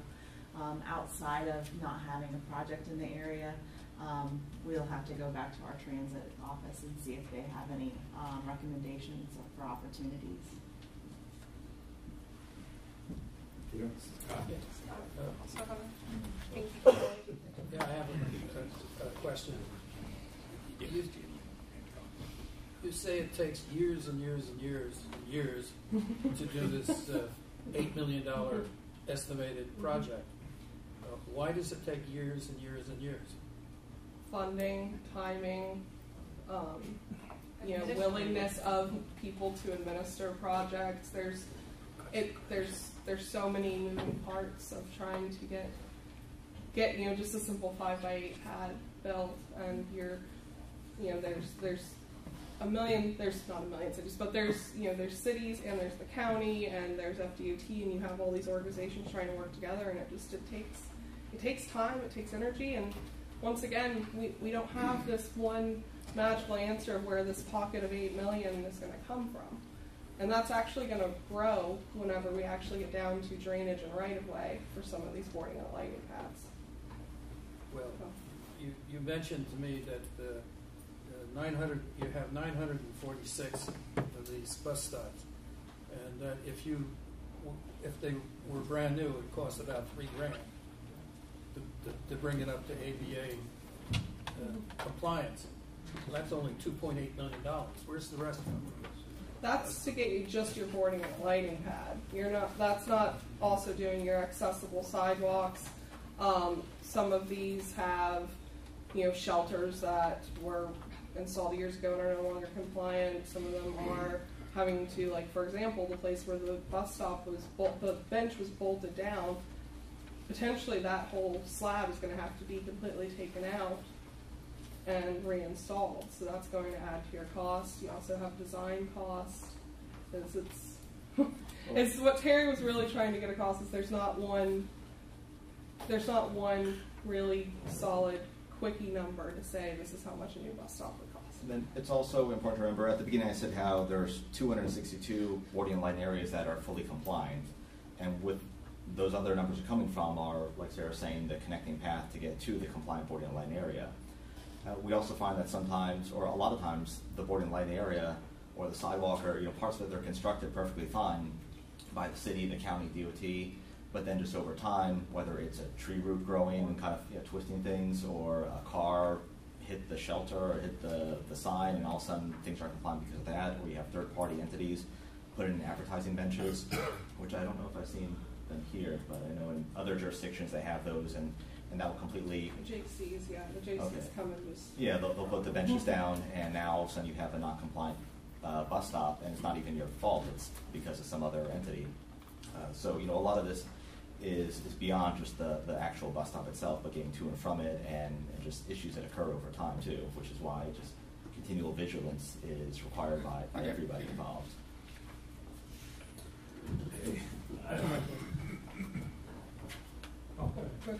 I'll just say a couple of things. You see with the different people here coming and going and speaking to this that it's really a big partnership. It's quite a coalition it takes to do the partnership, as Scott referred to. We have grant money. We can get capital grant money. Okay, so we welcome any participation by our good partners at FDOT and the TPO and so forth. But we're able to access some grant money. What really is the holdup and what takes the time is the staff time. because this has to go through, these are construction projects to meet wind loads in Brevard County, okay? So and we are getting requests for bus shelters from all over the county. Right now, Satellite Beach is in the pipeline, Vieira is, Myra is. So that's what we're trying to manage. Terry is our project manager to do all those things. Anytime we make a new agreement with a municipality, it goes through the county attorney's office as well as the city's attorney. It goes through permitting, goes through construction, either Public Works or the city's Public Works Department. So it's a labor-intensive process as well as the actual capital money. To put a new bus shelter in a bus stop, we estimate costs $15,000 more or less. Okay, so the question was asked about just to bring up a certain bus stop up to ADA accessibility. It's pretty hard to estimate. It runs in the bus stop survey. It attaches an estimate to each one. I think it goes from like whatever 700 up to 35 or 50,000. You know, so that's why it's hard to give you an estimate. But we're able to access quite a bit of grant money, and we saw this coming, and so we've applied for in FY 2019 several $100,000 more worth of grant money to tackle this in a big way. But we can always use more. But it's more than the money, is the staff time and the coordination. It's hard. It's a time drain. That's why I handed it off to Terry.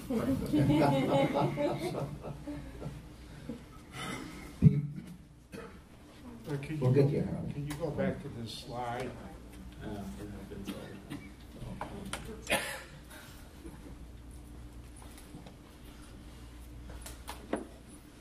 See, there we can make that bus stop ADA compliant pretty easy, right? $8 million covers all the bus stops. Well, if I'm in my wheelchair, how the hell do I get to that bus stop even though if you make it ADA compliant? So your $8 million is kind of a number that we're all playing with in the county when we talk complete streets, because to get there we need infrastructure, that's city, county, and state. We don't have any damn infrastructure in this county that's anywhere near ADA compliant. If you think bus stops are bad, you talk about our streets and sidewalks being ADA compliant. The real cost would probably be closer to $8 billion to get our county up to ADA standards where our handicapped people can effectively go out to a stop like that and use it. I mean, $8 million we're talking about is like a tiny little toy that's almost worthless. The areas that are ADA compliant are few and far in between, especially in Titusville. So if we really want to fix it, we got to figure ways to dig in our pocket pretty damn deep. And every time a tax initiative comes forth in front of the voters in this county, we turn it down. So before we can fix the ADA problem, yeah, we can band-aid a few bus stops and pat ourselves on the back, but until we fix it to where people can actually get out there and use it, we're wasting our time and we're blowing our money on nothing. And, you know, that's all I got to say about the matter. And you know, thanks for going back to that slide. All right, I think Conroy and Jenny have been waiting a long time to come. Yes. Great presentation, and I'm sure you guys have the data that I'm going to probably request. And spinning off what Aaron was mentioning earlier as a way forward, I think it would be good to kind of group that data per municipality and have the municipalities amongst themselves figure it out and see if they can fit it into their work program and stuff like that. I know with the city of Palm Bay, the voters approved a $150 million bond to do some major road projects, and part of the an ADA training that I went to, I probably won't remember exactly, but certain type of work to a roadway requires you to address ADA compliance issues. So I think that is one way where municipalities can now package ADA compliance as part of certain road projects, whether it be FDR type stuff or roadway widening and stuff like that. So I think as a strategic approach, I think it's too much for SCAT to take that on for the entire county. But to give the local municipalities that responsibility to say, hey, you know, there are certain requirements. If you have certain type of road projects, you need to address this. I'm not sure if every municipality is fully aware of that, but in the future meetings with the municipalities, I would suggest, you know, to bring those things up, because, you know, it can happen, and, you know, we can do it. You know, it's just to put it out and, you know, have the data to back it up, so at least, you know, the decision makers can have that data to support getting funding for these type of projects. So I will request that for the City of Palm Bay. If you do have that analysis for the non-compliant 80 bus stops, you know, just to share it with me. I'll bring it to the directors and other decision makers and try to include that in our work program. It will be up on our website Thursday or Friday. It's a really, really hefty file. It's difficult to email, so. Just for the city, eh? Well, it's very there's a lot of graphics. Okay. Jenny is next. The snapshot, I can email that out. That's easy to email out. But, yeah. But the actual full data set. That'd be good. You do bring up a good point too about, you know, a lot of the issues. Although we assess the bus stops and the access route leading to the bus stop, a lot of the sidewalks or programs are not necessarily Space Coast Area Transit's responsibility. Those would be the responsibility of the city and municipality. And as roads are resurfaced, widened, then a lot of those issues get mitigated because of that. And that's why whenever you will be widening those roads or fixing those roads, or sometimes you just have sidewalk improvements anyway, then those bus stops automatically become ADA compliant. Right. I think that's a very good sell for ADA compliance. Put it out there. Jenny? I have a couple things. First, I like the idea of meeting with the municipalities. And as Scott mentioned, I like that maybe have someone from the county if they're involved in county roads. I know in the bus stops that the city worked on in the past, where our #1 problem is where we were doing work not on city streets, where we were trying to do work on county or state roads. And the $3,000, that's like the cost of a permit for a county road. And so I think these numbers are incredibly light. And so I think that if a municipality is packaging together some of them to do some of the bus stops, I really would like to request for some TPO assistance in working with either the state or the county, because we all know that's what we should be doing, and let's partner on this a little more. That's what I'm here for, Jenny. Howard, I think you've been waiting quite a while. Somewhat, these are negative comments, but what agency is ultimately responsible for making these bus stops ADA compliant? Is it, legally, because, as Jenny says, a majority of the bus stops are in county or state right of way, although some are in the city. Does the city have the ultimate responsibility? What agency would be taken to court if there was a court case? Everybody. Legally, everybody that bus stop affects, or is in charge, is basically your actual physical boarding and lighting area that's the stop is SCAT's responsibility, but that accessible pathway, that's going to fall to whoever maintains that roadway. And that could potentially be a separate person, if it's for example, a trail, there may be a maintenance agreement with the county on a state road where then you have, multiple layers. That's one of the reasons why a plan like this is so important, is because we are showing due diligence that the Space Coast Area Transit has gone out and they've assessed their area and they are making an effort towards improving. On the $8-9 and $150,000 a year, it seems like a 50-year plan to me. So how is the 150? Is that about how much work you estimate to accomplish in a year? What establishes that number? We talked a lot about the number. I'm going to defer to Brian. Well, they're involved as far as permits and different agencies, as Jamie mentioned, they're expensive, not inexpensive. And they're as far as the work required, it's a lot. It's important to remember that that number of, a lot of these bus stops, it's not just the actual bus stop. A lot of the bus stops are perfectly fine. It's just the connecting infrastructure going to the bus stop, which isn't necessarily Space Coast Area Transport's responsibility. That could be the responsibility of your city. It could be the responsibility of Walmart if the bus stop is at the Walmart, land right away. So that's only a small portion of it. That's why it's a group effort, making sure that everybody gets involved and additional funds, as opposed from various cities, from private developments. Everyone goes and they use that money to go and fix the aspect of the bus stop or the connecting infrastructure that really relates to them, that they're the owner of. Well, actually, my question was how you arrived at 150,000. Divide it only by 50-year plan. I think that was the number that we got from. It was from the previous plan.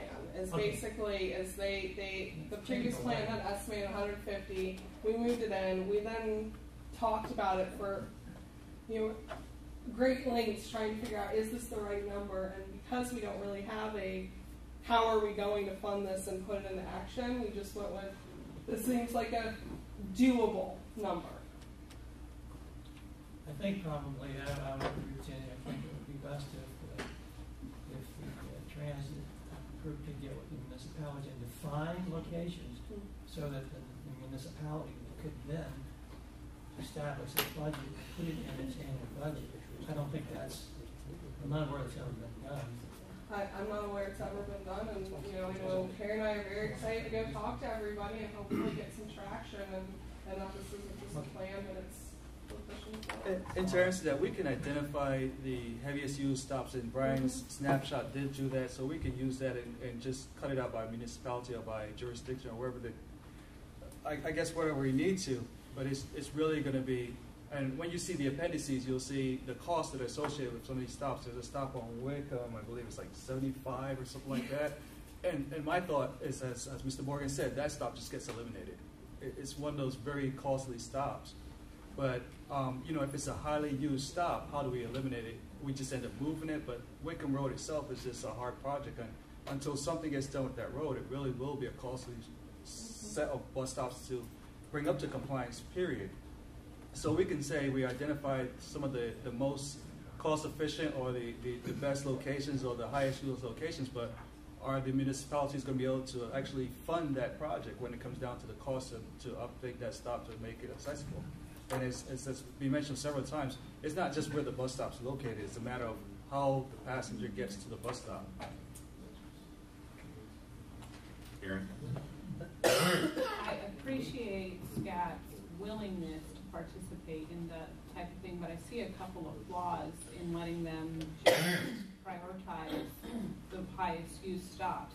Really, it comes down to taking the need and then taking all of our capital improvement plan or our transportation improvement program and holistically looking at the highest stops and then figuring out if any of those stops are in projects that we're already doing on those roadways. And that's not SCAT's job necessarily.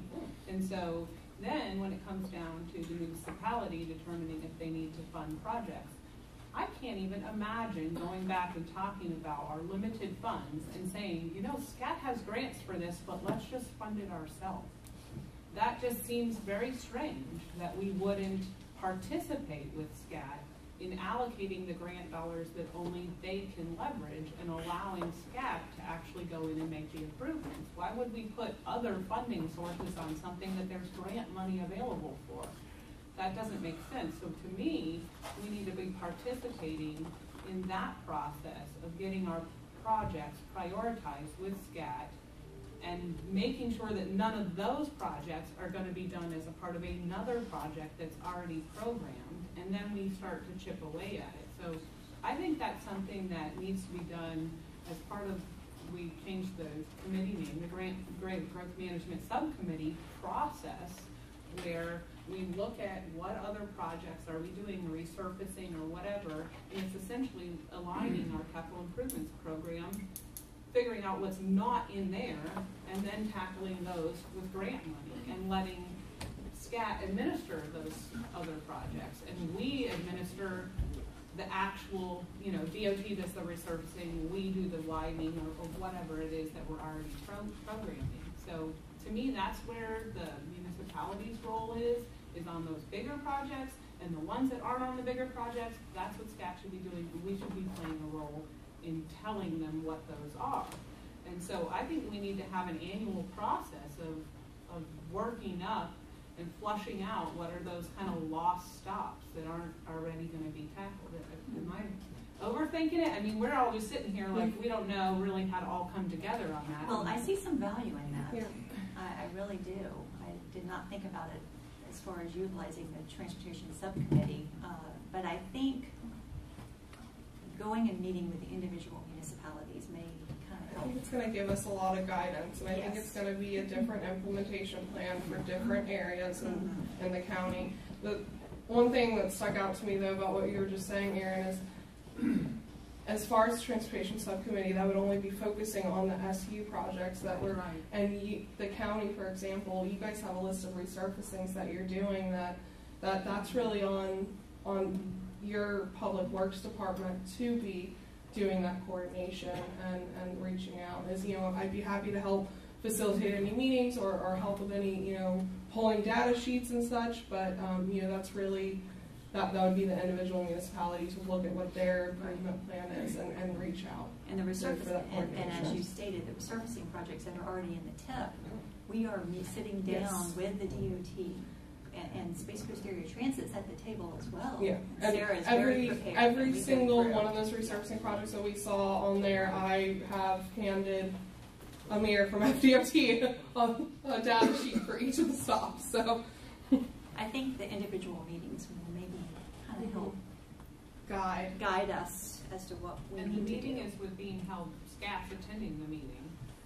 Yeah, Yes, Terry and I, absolutely. after the first of the year, Terry and I are going to start scheduling meetings with the various different municipalities. If you guys have any guidance on who specifically you believe from your municipality should be included, you know, because I'm sure that Scott would like to be in on it, but not every city's going to want to have their city manager or need their city manager. So, you know, I'd love guidance on individual cities. So.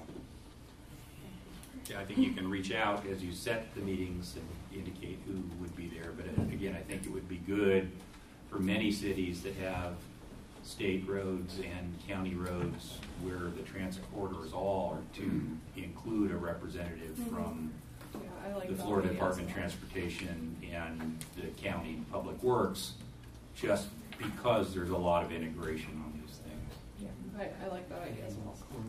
Yeah, Palm Bay just approved a referendum for $150 million worth of road repair and construction. So they're going to do the whole $8 million, right? Well, that's only in the city, municipality. But, Only if you want to be drummed out of town. I would suggest that you give some thought on how you're going to coordinate their program with your program. I agree. Thank you. All right, very good. Some terrific discussion and important topics. So thank you very much for that work, and I look forward to follow up with each of the municipalities. That takes us to item 5C is our bicycle pedestrian master plan update.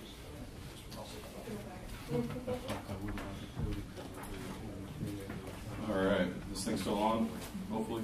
Everybody can hear me all right? Good, almost lunch. Not good morning, good almost lunch. All right. Still awake? Maybe? All right, I got some head nods. That's good. All right. I am Travis Hills. I'm with Kittleson Associates. I know pretty much most of you all here in the room. I've presented here at the TAC-CAC quite a bit over the past couple of years, working with lots of folks on the LRTP. We're beginning our public outreach for the bike and pedestrian master plan, which is what I'm going to be giving you all an update on today. So look forward to seeing you at our public meetings here over the next few months after the first year.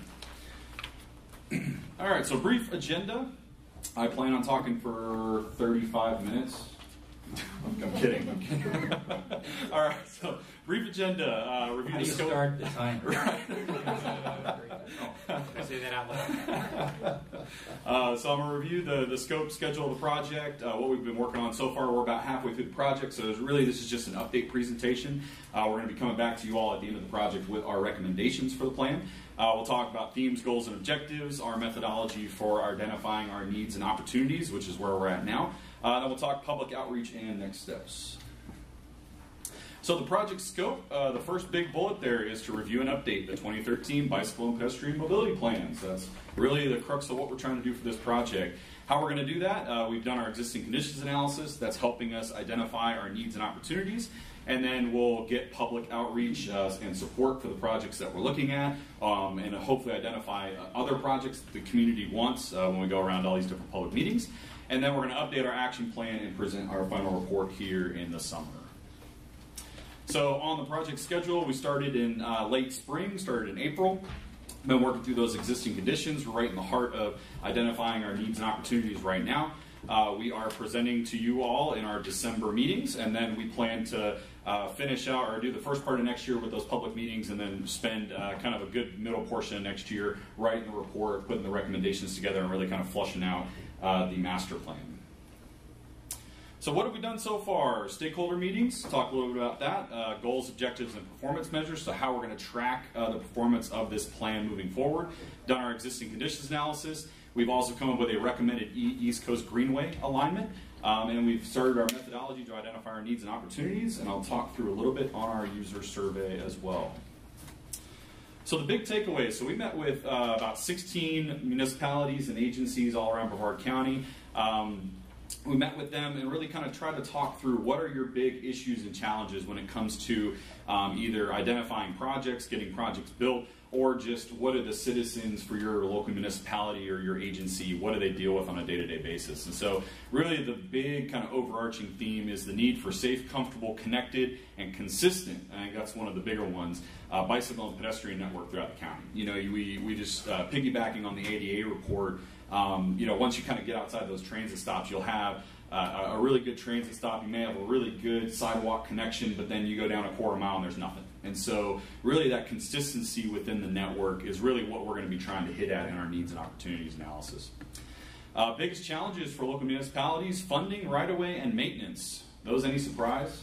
Is anyone in here? No? It's about what we heard, and that was pretty expected. The focus areas. Really everyday destinations and activity centers. And so I'll show a map with the activity centers as kind of part of our existing conditions. And really the other thing we heard is the wide range of users with diverse bicycle and pedestrian needs. And so really you're dealing with a range of recreational type users all the way down to I bike and walk because that is my primary mode of transportation. Leveraging ongoing efforts at the municipal level, and so really just making sure that everybody is on the same page in terms of what's going on, what's planned for the future, and how our plan can leverage those opportunities. And then kind of the chicken and egg part of this is the land use planning with the bike and ped planning. And so we talk about it a lot with roadways and capacity projects, but really when you're getting down to the bike and ped level, it becomes even more important of how do we you know, kind of set ourselves up for success in the future with the land uses that we're putting into place at the municipal level. So the themes, goals, and objectives. At a very high level, we want to obviously create a network. That's our big primary goal. So we want to establish that well-connected, safe, and comfortable network. We want to partner with all of our organizations to educate, enforce, and engineer the use of these facilities. We want to empower all people of all ages and abilities to walk and bike regularly. We want to generate awareness for the network, best practices, how you're supposed to be a pedestrian and a bicyclist. I think that's another kind of big part about this is that a lot of folks don't realize that you shouldn't cross in the middle of the road when it's dark, when you're wearing dark clothing. And so that's kind of the awareness piece of this as well to make folks safer when they're out there. And then pursue equity. So really coming up with an equitable distribution of projects, programs, and funding throughout the county. So what are we dealing with in terms of the roadway network that we're looking at? We're looking at all functionally classified roadways, excluding all those limited access. So limited access in terms of I-95, 528, some of the roadways around the port. But really every functionally classified roadway on our network. Now what does that mean? Those are roadways where we can get federal dollars to put on a project. So if we cannot put federal dollars on it, that roadway we did not look at it. So what I'm fully anticipating is we're going to go out to the locals with our plan, and there's going to be a lot of little neighborhood streets where they're going to bring that up and say, hey, we need sidewalk out here. And we're going to either say, we're going to have to discuss with them why or why not we can do a project on the roadway that they're bringing up. We looked at 760 total segments, which then we rolled up into 295 total corridors throughout the entire county. So these corridors were put together based on like typical sections or like roadway characteristics. So a good example, I talked through this at our meeting last Monday for the Bike Ped Trails Committee, like US 192 west of I-95. That's all one pretty consistent typical section. You're a rural roadway, you're high speed, so that would be one corridor that we would be looking at. And so we had to do that all throughout the county, and that's the basis for our state of the system roadway network as well. In total, we looked at 736 total miles of roadway centerline length. So we looked at a lot of the county for this project. So in our existing conditions analysis, very high level, we're taking into account 8 different factors, or actually 7 because we didn't use the Strava data. I'll talk a little bit about that. But land use, safety, whether we have ped or bike facilities out there today, demographics of the different areas in the county, transit, so we use a lot of the ridership data that we got from the ADA study, trails, so where are they today and where are they planned for the future, and then like I mentioned, we had pulled Strava data, but we realized that the data wasn't good enough to get us anything useful in terms of existing conditions on that. So this is just one kind of high-level view of what we're doing. We created a whole series of maps for our existing conditions, didn't want to go through all those today. But this is the map for our existing activity centers and major destinations. What we were trying to do is when we created these maps at the countywide level was we tried to tie them back to our different goals and objectives as a part of our plan. And so you'll see that the existing activity centers and major destinations hit on 3 of our goals and numerous objectives that we had as part of our plan. The criteria measure, the metrics that you see in that table, that's actually what we use for our weighting. And so within our methodology, we came up with weightings for all of these criteria, and that was actually just settled upon last week. So that's a fairly recent thing that we've been looking at. So before we get into kind of next steps for the project, I wanted to talk quickly about the recommended East Coast Greenway alignment. So this was a fairly exhaustive effort I went through with Paul Height. We met with him a few months ago, kind of went through the whole corridor, broke it up into 4 different segments throughout the county. Starting on the north end, the East Coast Rail Trail, so that's already there, that's already built, it's open, so that's going to be our primary alignment. We're looking at what we call complementary routes as well, and so those are all the dotted red lines that you see on the map. So in that northern section, we're going to be using the Space Coast Trail as our complementary route as well in the northern part of the county. When you go south of there through Titusville down to Cocoa, we're going to be along US 1. There's really no parallel routes that we can look at in that part of the county. And then we're going to be crossing over 528, on 528, and then going down A1A for the rest of the primary alignment. And that's partially due to the 528 construction, or the design that's looking at adding the 12-foot shared use path on the north side. So kind of piggybacking on that effort. And then we also have the complementary route on US 1, and then all of our bridge or our causeway connections that we identified as well.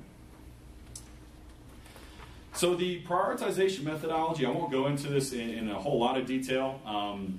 This actually was broken down into about 6 different slides that we presented to our technical committee. So there's a lot that goes into this, and we flushed a lot of this out over the past few weeks as well. But really, it's going to be a 4-step process. We're separating out into our needs and our opportunities. So our needs are where we don't have any facilities along a segment or a corridor today. And then our opportunities are where it may have full or partial facilities, so what can we do to make that corridor better? Step 1, getting into the segment level analysis, looking at those 760 segments, breaking those up or condensing those down into a long list of corridors, and then going through and scoring them and coming up with a short list. So obviously the TPO does not have funding to tackle every single ped bike gap or facility improvement that we have on our network. So we have to come up with some type of ranking to shorten our list a little bit, come up with that short list and identify those projects. And so the last step would be that prioritization, where once we come up with those projects, we're re-ranking them in terms of prioritization and where they should fall in the plan. And at the end of the day, we're going to come up with a bunch of different lists. So what you'll see here, we have 12 different lists, breaking them down by bicycle and pedestrian needs and opportunities. And then we have a bunch of different scores that we're using as a part of our methodology. I can go into this further in more detail if you would like to see me after. So I also have a handy 11 by 17 that I can use to help explain. So kind of moving on, public outreach. So we performed our user survey. We were live from September 10th to December 10th. We, I think, have now had over 1,800 responses. So quite a bit for a survey. I think that's more that we've seen from a survey in the past few years. So it's some great outreach, great social media efforts to really get this out to the public and have folks participate in this. What you see, some kind of high-level observations that we had. So the why do you walk question, we had about 10% of people, 15% say they don't walk. We had about 90% say they do it for recreation or for exercise. And then coming in second, just over 20% was running errands as their primary why do you walk. And then why do you ride a bicycle? And keep in mind, all of these were select all that apply. So for folks that may do this as part of recreation, they may also be doing it for running errands as well, and vice versa, or they could be clicking all of them if they walked or biked for every reason. So for bicycle, recreation, exercise, as you would expect, it's pretty high, up around 90%. Running errands was second, just shy of 30%. And then we also asked about our trail system as well, just trying to see what the awareness level of our trail network is. And what we saw is about 50-50 split between people that either didn't know or have never used a trail and people that use them for exercise. So I think that would be, I would like to see the using it for some type of reason a little bit higher than that, but that's probably expected for where we're at right now. So how can you all get involved? So we are holding 6 public meetings from January 23rd through March 13th. As you will see, these are all in your packet in your handout, so I'm not going to list them all off for you, but we've hopefully spaced these out well enough that folks will be able to come. We've tried to avoid city council meetings, all that kind of stuff. So hopefully we see you all out there. We're going to be going through and identifying, or we're going to be discussing the priority corridors and the projects along those corridors. So we're hoping to get pretty good input from the public and from you all as to where we're at with that. So the next steps, we're working on identifying our priority corridors. I actually have an email in my inbox to go through and review that. So we're moving forward on that. And we're going to be going through and identifying the bike projects on those priority corridors, conduct the workshops to obtain public feedback, and then most of the next year is going to be spent doing cost estimates, finalizing the report, and then coming back to you all sometime in the summer to present those results. All right, thank you for that update. We have questions? Yeah. I'm from Cocoa Beach. We get a lot of tourists, and we have rental bikes now at about, I don't know, 8 or 9 locations. Did you go back to the rental companies to get their tracking on how they're used? I sent them the first quarter. I'm supposed to be receiving quarterly updates on that, and I've only ever seen one report. So I sent that one report, it's such a new program and it's so isolated that it's not really a data set that we can apply to a huge network. But we did have. Yeah. Problem is we're a tourist area, yeah. So your data may not reflect what's actually happening there. People that Well, the majority of the use was tourists. From what I remember, I haven't looked at it. Sorry, since like the summer, but yeah, I did send over the data. So. Yeah, and it's tough because we're trying to balance the goals and objectives, which hit on tourist activity, and then it also tries to hit on what's the general public who actually live here need as well. And so trying to balance those two in our prioritization process. But hopefully when we look at the beachside areas and we're identifying projects, that those hit on the needs of both the locals and the tourists that are coming in. And I think it will. All right, Erin? I saw that first I wanted to know, what is the definition of a priority corridor? What does that mean to you, ranking priority corridors? What does that mean to you? Are you referring to? Just at the very end, you said this next step is to rank priority corridors. Right. What does Right. that mean? So that's going back to our methodology. So we have 295 corridors all across the county. And so we need to do some type of prioritization and methodology to trim that list down so we can come up with something manageable to take a look at. You know, the US 192 corridor that I mentioned, when we look at our ranking and we look at our scoring, don't think that's going to be a priority corridor because you just don't have the land uses, you don't have the ped and bike generators out there to be looking at a project on that corridor, as opposed to a corridor in downtown Cocoa, downtown Melbourne, you know, in Palm Bay, those types of areas. So the priority corridors goes back to our scoring and our ranking methodology, and then coming up with kind of a clear, you know, it's on a couple of these different lists, so this is a corridor we should go out and take a look at and emphasize that corridor. So. Are they broken down by like maintaining agency boundaries where? No, we are looking holistically at the network right now. I think what you're getting at is the same that you brought up for the last presentation. Can I grab number 10 and administer the project? Right. That's the question I have.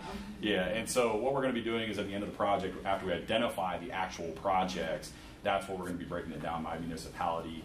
We're actually going to be coming up with these kind of local jurisdiction implementation plans where there's going to be maps for each one, and it's going to have cost estimates in terms of timeline. I don't think we're getting into timeline. I'm not getting into timeline. So sorry, I didn't want implementation to sound too final or definite. I'm sure a lot of you guys previously know this, but with our bike ped master plans, it's really up to we do the planning and we can't construct, we don't administer, and so I know that City of Melbourne and Palm Bay and Brevard County has recently submitted projects from our previous bike ped master plan. Sorry, I've talked too much today. So I'm not going to get into timeline because it's really up to the municipalities. I have one follow-up. Is I saw that we're memorializing a showcase trail route along a state road. What's the tolerance from the state to, one, construct it, two, construct it to the standards of that trail's requirements, and then three, maintain it? Because that seems like something that they're not that interested in, and that might be a real challenge in building it in that location, and maybe we need to be looking at some other options. I know in Titusville, for example, there's some development at the end of 405, right there at the river, that could have the path rerouted off of the state road. I don't know if that's feasible, but that would take the burden off of FDOT to maintain something that they may not want or ever pursue. So I guess I'm looking at what's the reasonableness of that. So the East Coast Greenway alignment, the real purpose of it, thank you, Travis, with us doing this alignment is that there's historically been about 3 to 4 various alignments, and thus it is incredibly difficult to plan and work towards with anybody, whether it's FDOT or a municipality, because you'll say East Coast Greenway alignment and they'll Google it and there's 4 different maps out there. So we really wanted to memorialize and a alignment that this is then going to be taken to the various municipalities that it crosses through and ask for them to memorialize it as well. And then we can really start, at that point, that's when we have some standing and some backing towards pursuing funding, such as SunTrails funding, which if you have SunTrails funding, it has to meet the requirements. They're going to go above and beyond what the East Coast Greenway requirements are. As East Coast Greenway will certify at 10 feet. SunTrails really pushes for 12. As far as maintaining, that's difficult. Is FDOT doesn't normally maintain trails, so it will be looking at the locals, and thus it will be the locals' responsibility on do they want this to be a part of this 3,000-mile amazing concept, or do they want to be the one gap in Brevard County? I guess I'm looking at, as a local implementer and a plans reviewer, in the Sharps area along this alignment, there's residential development occurring. And when they come in, they bring in a sidewalk along US 1, and it's 5 feet, Yeah. I mean, it's never at the back of curb there. So it's 5 feet. That's not meeting the standards. Once this goes through and you bring it back to our board, those commissioners will hear that that's the intent, is to construct something to that quality. And then I guess we could do like an impact fee reimbursement or something like that if the developer was to build a facility above and beyond, traditional 5-foot sidewalks, so if it's 10 or whatever. But there's a disconnect where the plans reviewers don't necessarily have that information to even ask for that to be constructed. And then once it is constructed, it's in a DOT right away, and they don't want it. So, I mean, what do we do to get that commitment that if we were to ask for it at the local level and somehow magically get agreements to be made, committees to allocate the funds, that DOT is going to keep the sidewalk? I mean, do they now, in order to build the sidewalk, have to put it on their property so the county can somehow have a role in that maintenance? I mean, I'm sorry, are you referring to a 5-foot sidewalk or a trail? I'm saying if we were to ask for a sidewalk to be constructed to the quality of a trail, there are standards that East Coast Greenway requires. I'm ready to ask people that are building projects to build it. Is DOT ready to maintain it in that location? How do we, as local plans reviewers, watching the sidewalks get built piece by piece, ensure that we can ask those questions and they'll say yes? Because we already have to there's a whole committee that has to allocate these additional funds. But if nobody's going to maintain it, that's a real stretch for the county or any municipality. I'm going to defer to Georgiana. I'm not sure how to answer this. Well, I don't know the answer to the question. I think the biggest thing is we need a formalized East Coast Greenway alignment, which, and it needs to be, obviously greenways and trails, it needs to be consistent with that plan. And as Sarah said, then perhaps we can actually go after some trails funding. So I think we'll be better equipped to ask the department for some sort of agreement. We would have a better argument if we can actually get the corridor formalized. Yes, if we had consistent maps, it would go a long way in any conversation. That's what this whole task was assigned to, was to get a consistent map. OGT I'm working very closely with them, and they're even going to let us update outside of their update cycle, as long as I get the resolution and local buy-in. So, before we're done with this project, we should have state maps that are reflecting this, and that, as Regina said, will help us. So, Erin, we have a lot more work to do. Yes. I don't think we know the answers to all of those questions. I guess my question is, can we ask DOT to formally respond to whether or not they would maintain a sidewalk built to that quality in that location before we memorialize an alignment?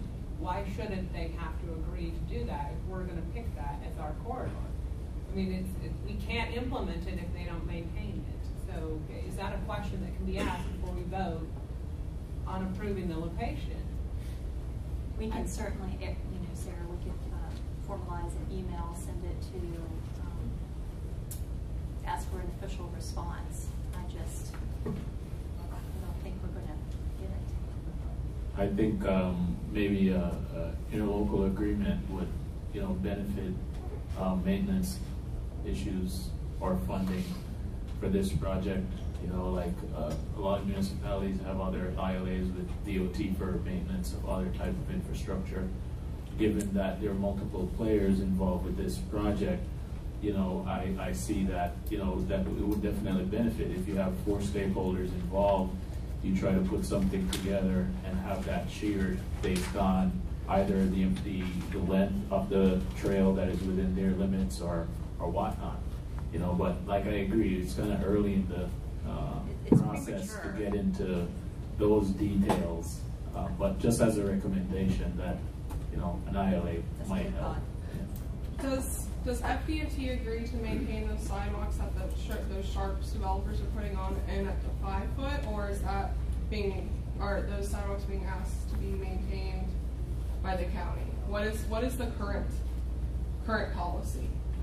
We ask for sidewalks to be constructed to the minimum that we can ask for, unless there's some reason why And then FDOT has agreed to maintain those sidewalks at the minimum. I'm not.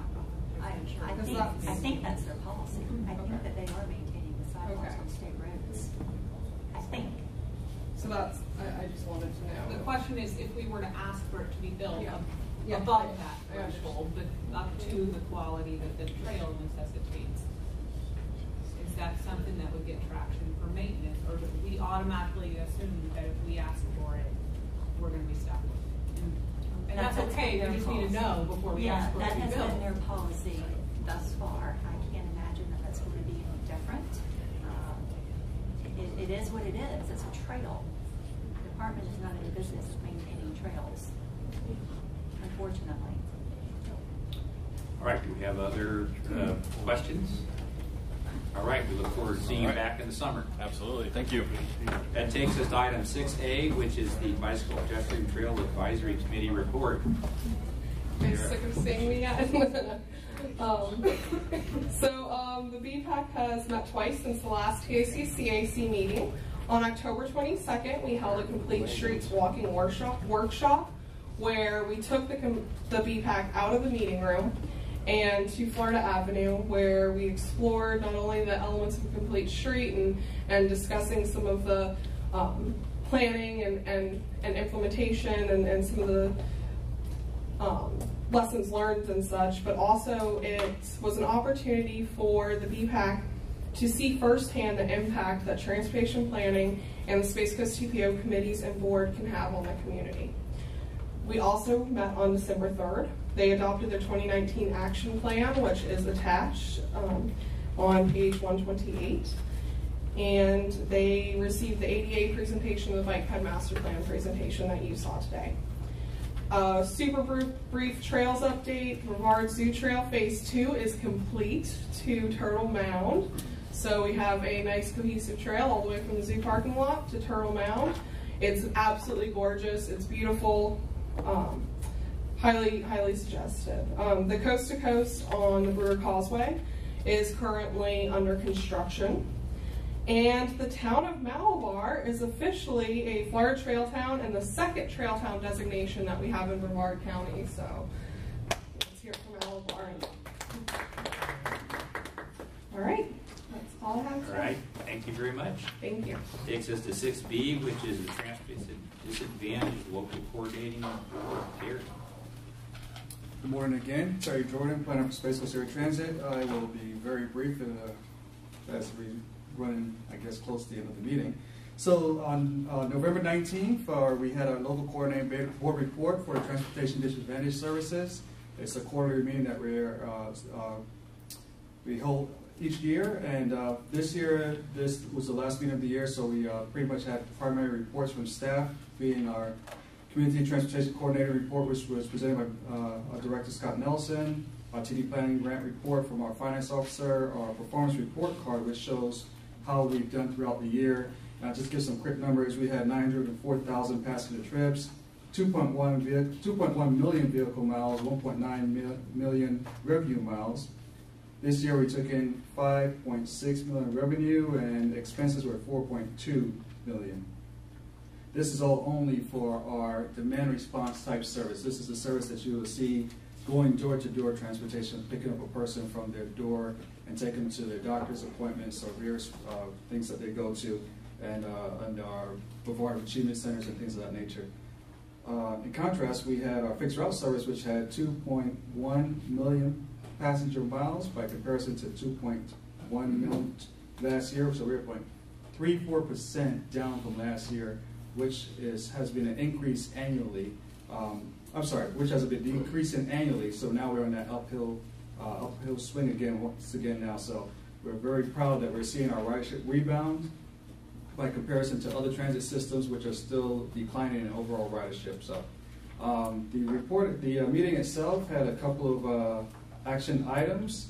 We approved the annual operating report. Each CTC, which Space Coast Area Transit and the school board of the CTCs in this area are required to submit the annual operating report to the Commission for the Transportation Disadvantage, and this is a report that is used for statewide operations and utilize the data to assess the performance of the system, and then we receive funding based on that assessment I guess overall relationship to the rest of the state for trips and equipment grant distribution.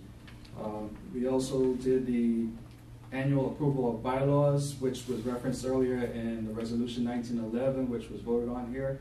And the bylaws are required annually to be updated and approved, and that was done, with unanimously passed. We did the annual approval of grievance procedures, which is once again something that has to be done each year. And the only change this year in the grievance procedures was made by the Florida Commission of Transportation Ombudsman contact information. So that was unanimously approved as well.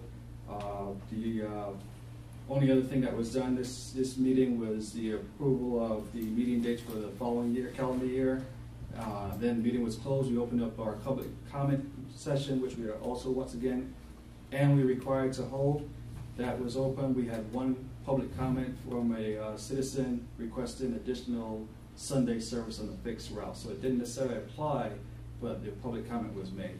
And that was just pretty much a brief overview of the CTD meeting for this November 19th. Any questions from anyone at this point?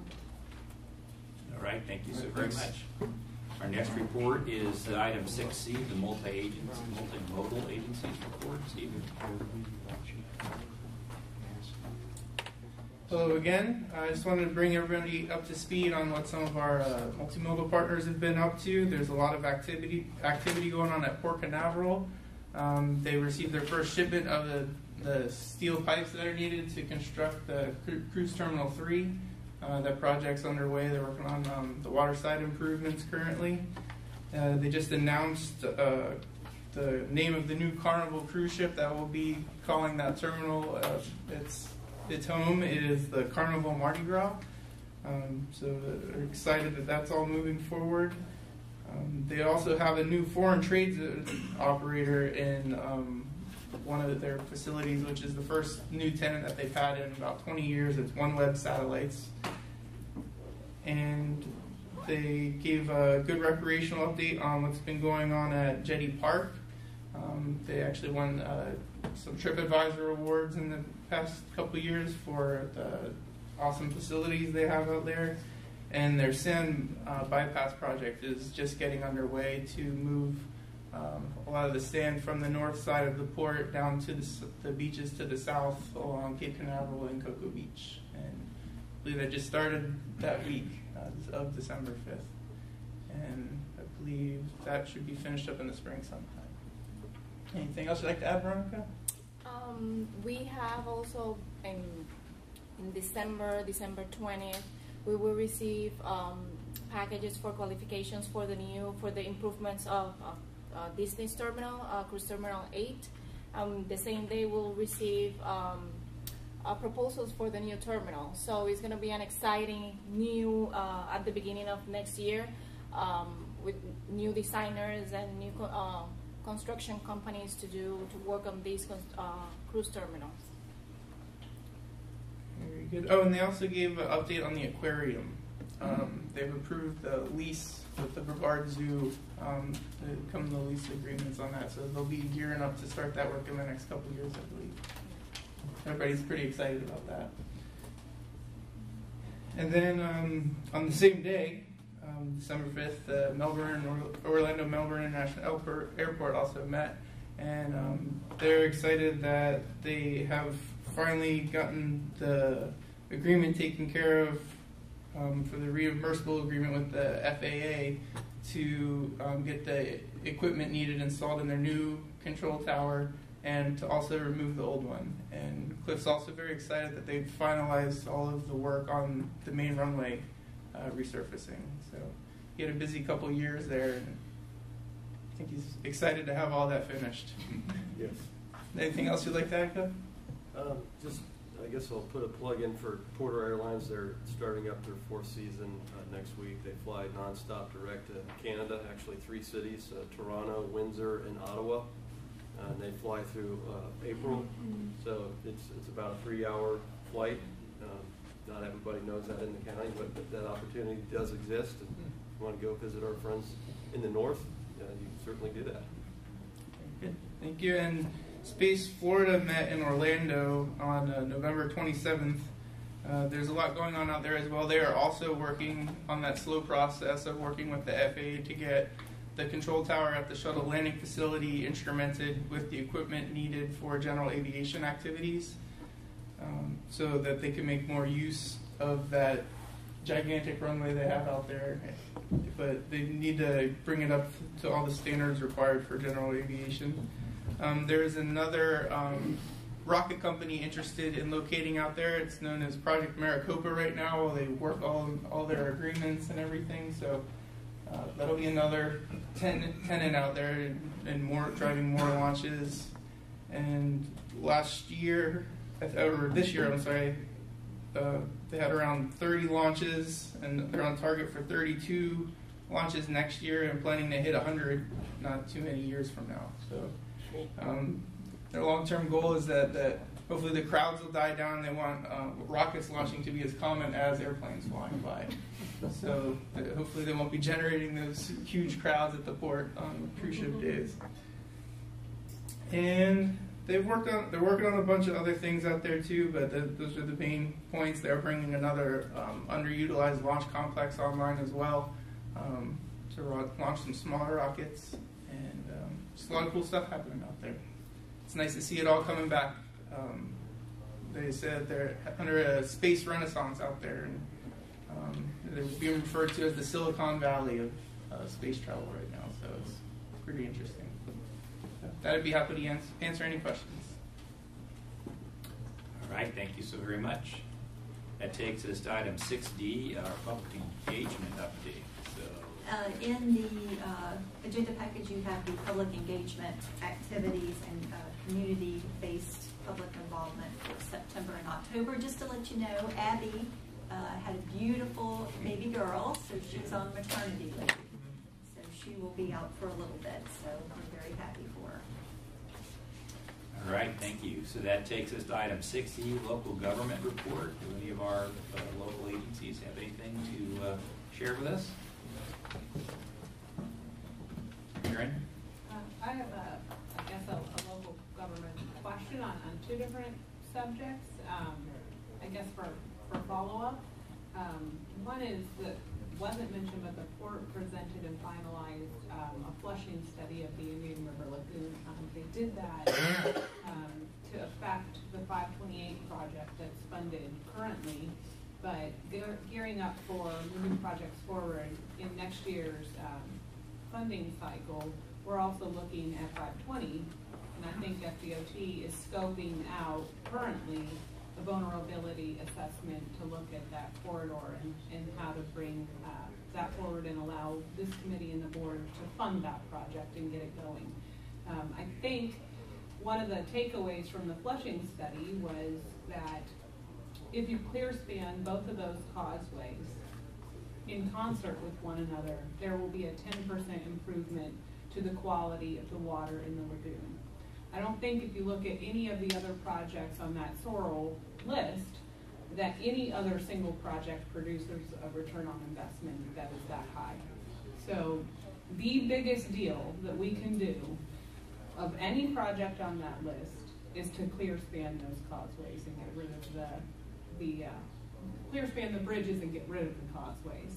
So it's really important that when we look at scoping the 520 project that we incorporate that concept into it. I think DOT is hopefully doing that with the 528 project that's already underway, but as we move forward into 520, we're just asking that DOT recognize the importance of that and allocate funds for us to study that, and that we admit that that's a necessity in regard to build that project that way. So that's just a critical need. And then the other one was looking back at the 520 or the Sarno Road sidewalk project. Last time we met as this committee, we brought forward a corridor study, or the consultant did, and the conclusion was that when those projects are redeveloped between O'Galley and Wickham Road, that those private sector parcels construct the sidewalk when they're redeveloped. Those private sector parcels are owned by Brevard County. One's the dump. The other ones are like metal scrap yards. One's a Coca-Cola plant. Those parcels are not going to be redeveloped. That corridor is industrial. Those people aren't coming forward to put a Chick-fil-A in anytime soon. Those businesses are there. There's a canal between those businesses and Sarno Road, which is a state road in that area. The north side of the road has a lot of parcels that are undeveloped. It's about 50% undeveloped. The south side of the road only has 3 parcels that are undeveloped. And the ones that are there aren't going anywhere anytime soon. They're not constructing new buildings. So I think we need to, I think that corridor study is not yet finalized, but I'm asking that consultant come to a new conclusion, I guess. And I don't know how to formalize that request, and I guess that's my question for you, Jordana, is the state needs to build that sidewalk. There's no way that we can look at that segment of roadway and say that the private sector is going to bear that burden. They're just not coming in the door for the city of Melbourne when they see their plans to look at them and say, hey, put a sidewalk in. On the north side of the road, maybe, but on the south side, that opportunity is not coming to us. So that corridor study should have concluded that DOT should build that sidewalk. There's a canal that's obviously a big deal, but at a minimum, it's 14 feet away from the roadway. There's 14 feet to build a 5-foot sidewalk in. And there's people who are transportation disadvantaged that work along Wickham Road, primarily at Walmart that's right there. They're coming from developments around that area, and they don't have any other way to get to work except for on foot or on a bicycle, and it's dangerous. And so I'm just asking that corridor study be take another look at that segment. Okay, so Erin, I know that you and I emailed a couple times and I sent you some information. Why don't you respond to my email and just make that request, and we can see if that can't be incorporated into the final report. Okay? Thanks. All right. Any other local government reports? All right. That moves us to item 8F, which is the Florida Department of Transportation report. Hello again. I'll make this quick because I know everybody's hungry. Just want to remind everybody that the new I-95 interchange has, the construction has begun, and there are lane closures to visit CFL roads to get any updated lane closures in your area. We did also have a NASA Causeway public meeting on December 6th. I was not able to attend that. I heard it went really well. Also, I want to remind everyone that it's also provided in your packet. December 17th at 5:30 at the City of Titusville, there will be a public forum for the discussion of the Coast to Coast Trail and the Titusville Gap. So I think that was just a reminder for that, and that's all I have in your updated construction and maintenance. All right. Well, we appreciate the work on the new Ellis and St. John's Heritage Parkway interchange. There's contractors making great progress, so that's really good. And that's a big project for us. So thank everybody at FDOT for that. Thank you. All right. Unless there's any other questions or comments or any. All right. We're adjourned.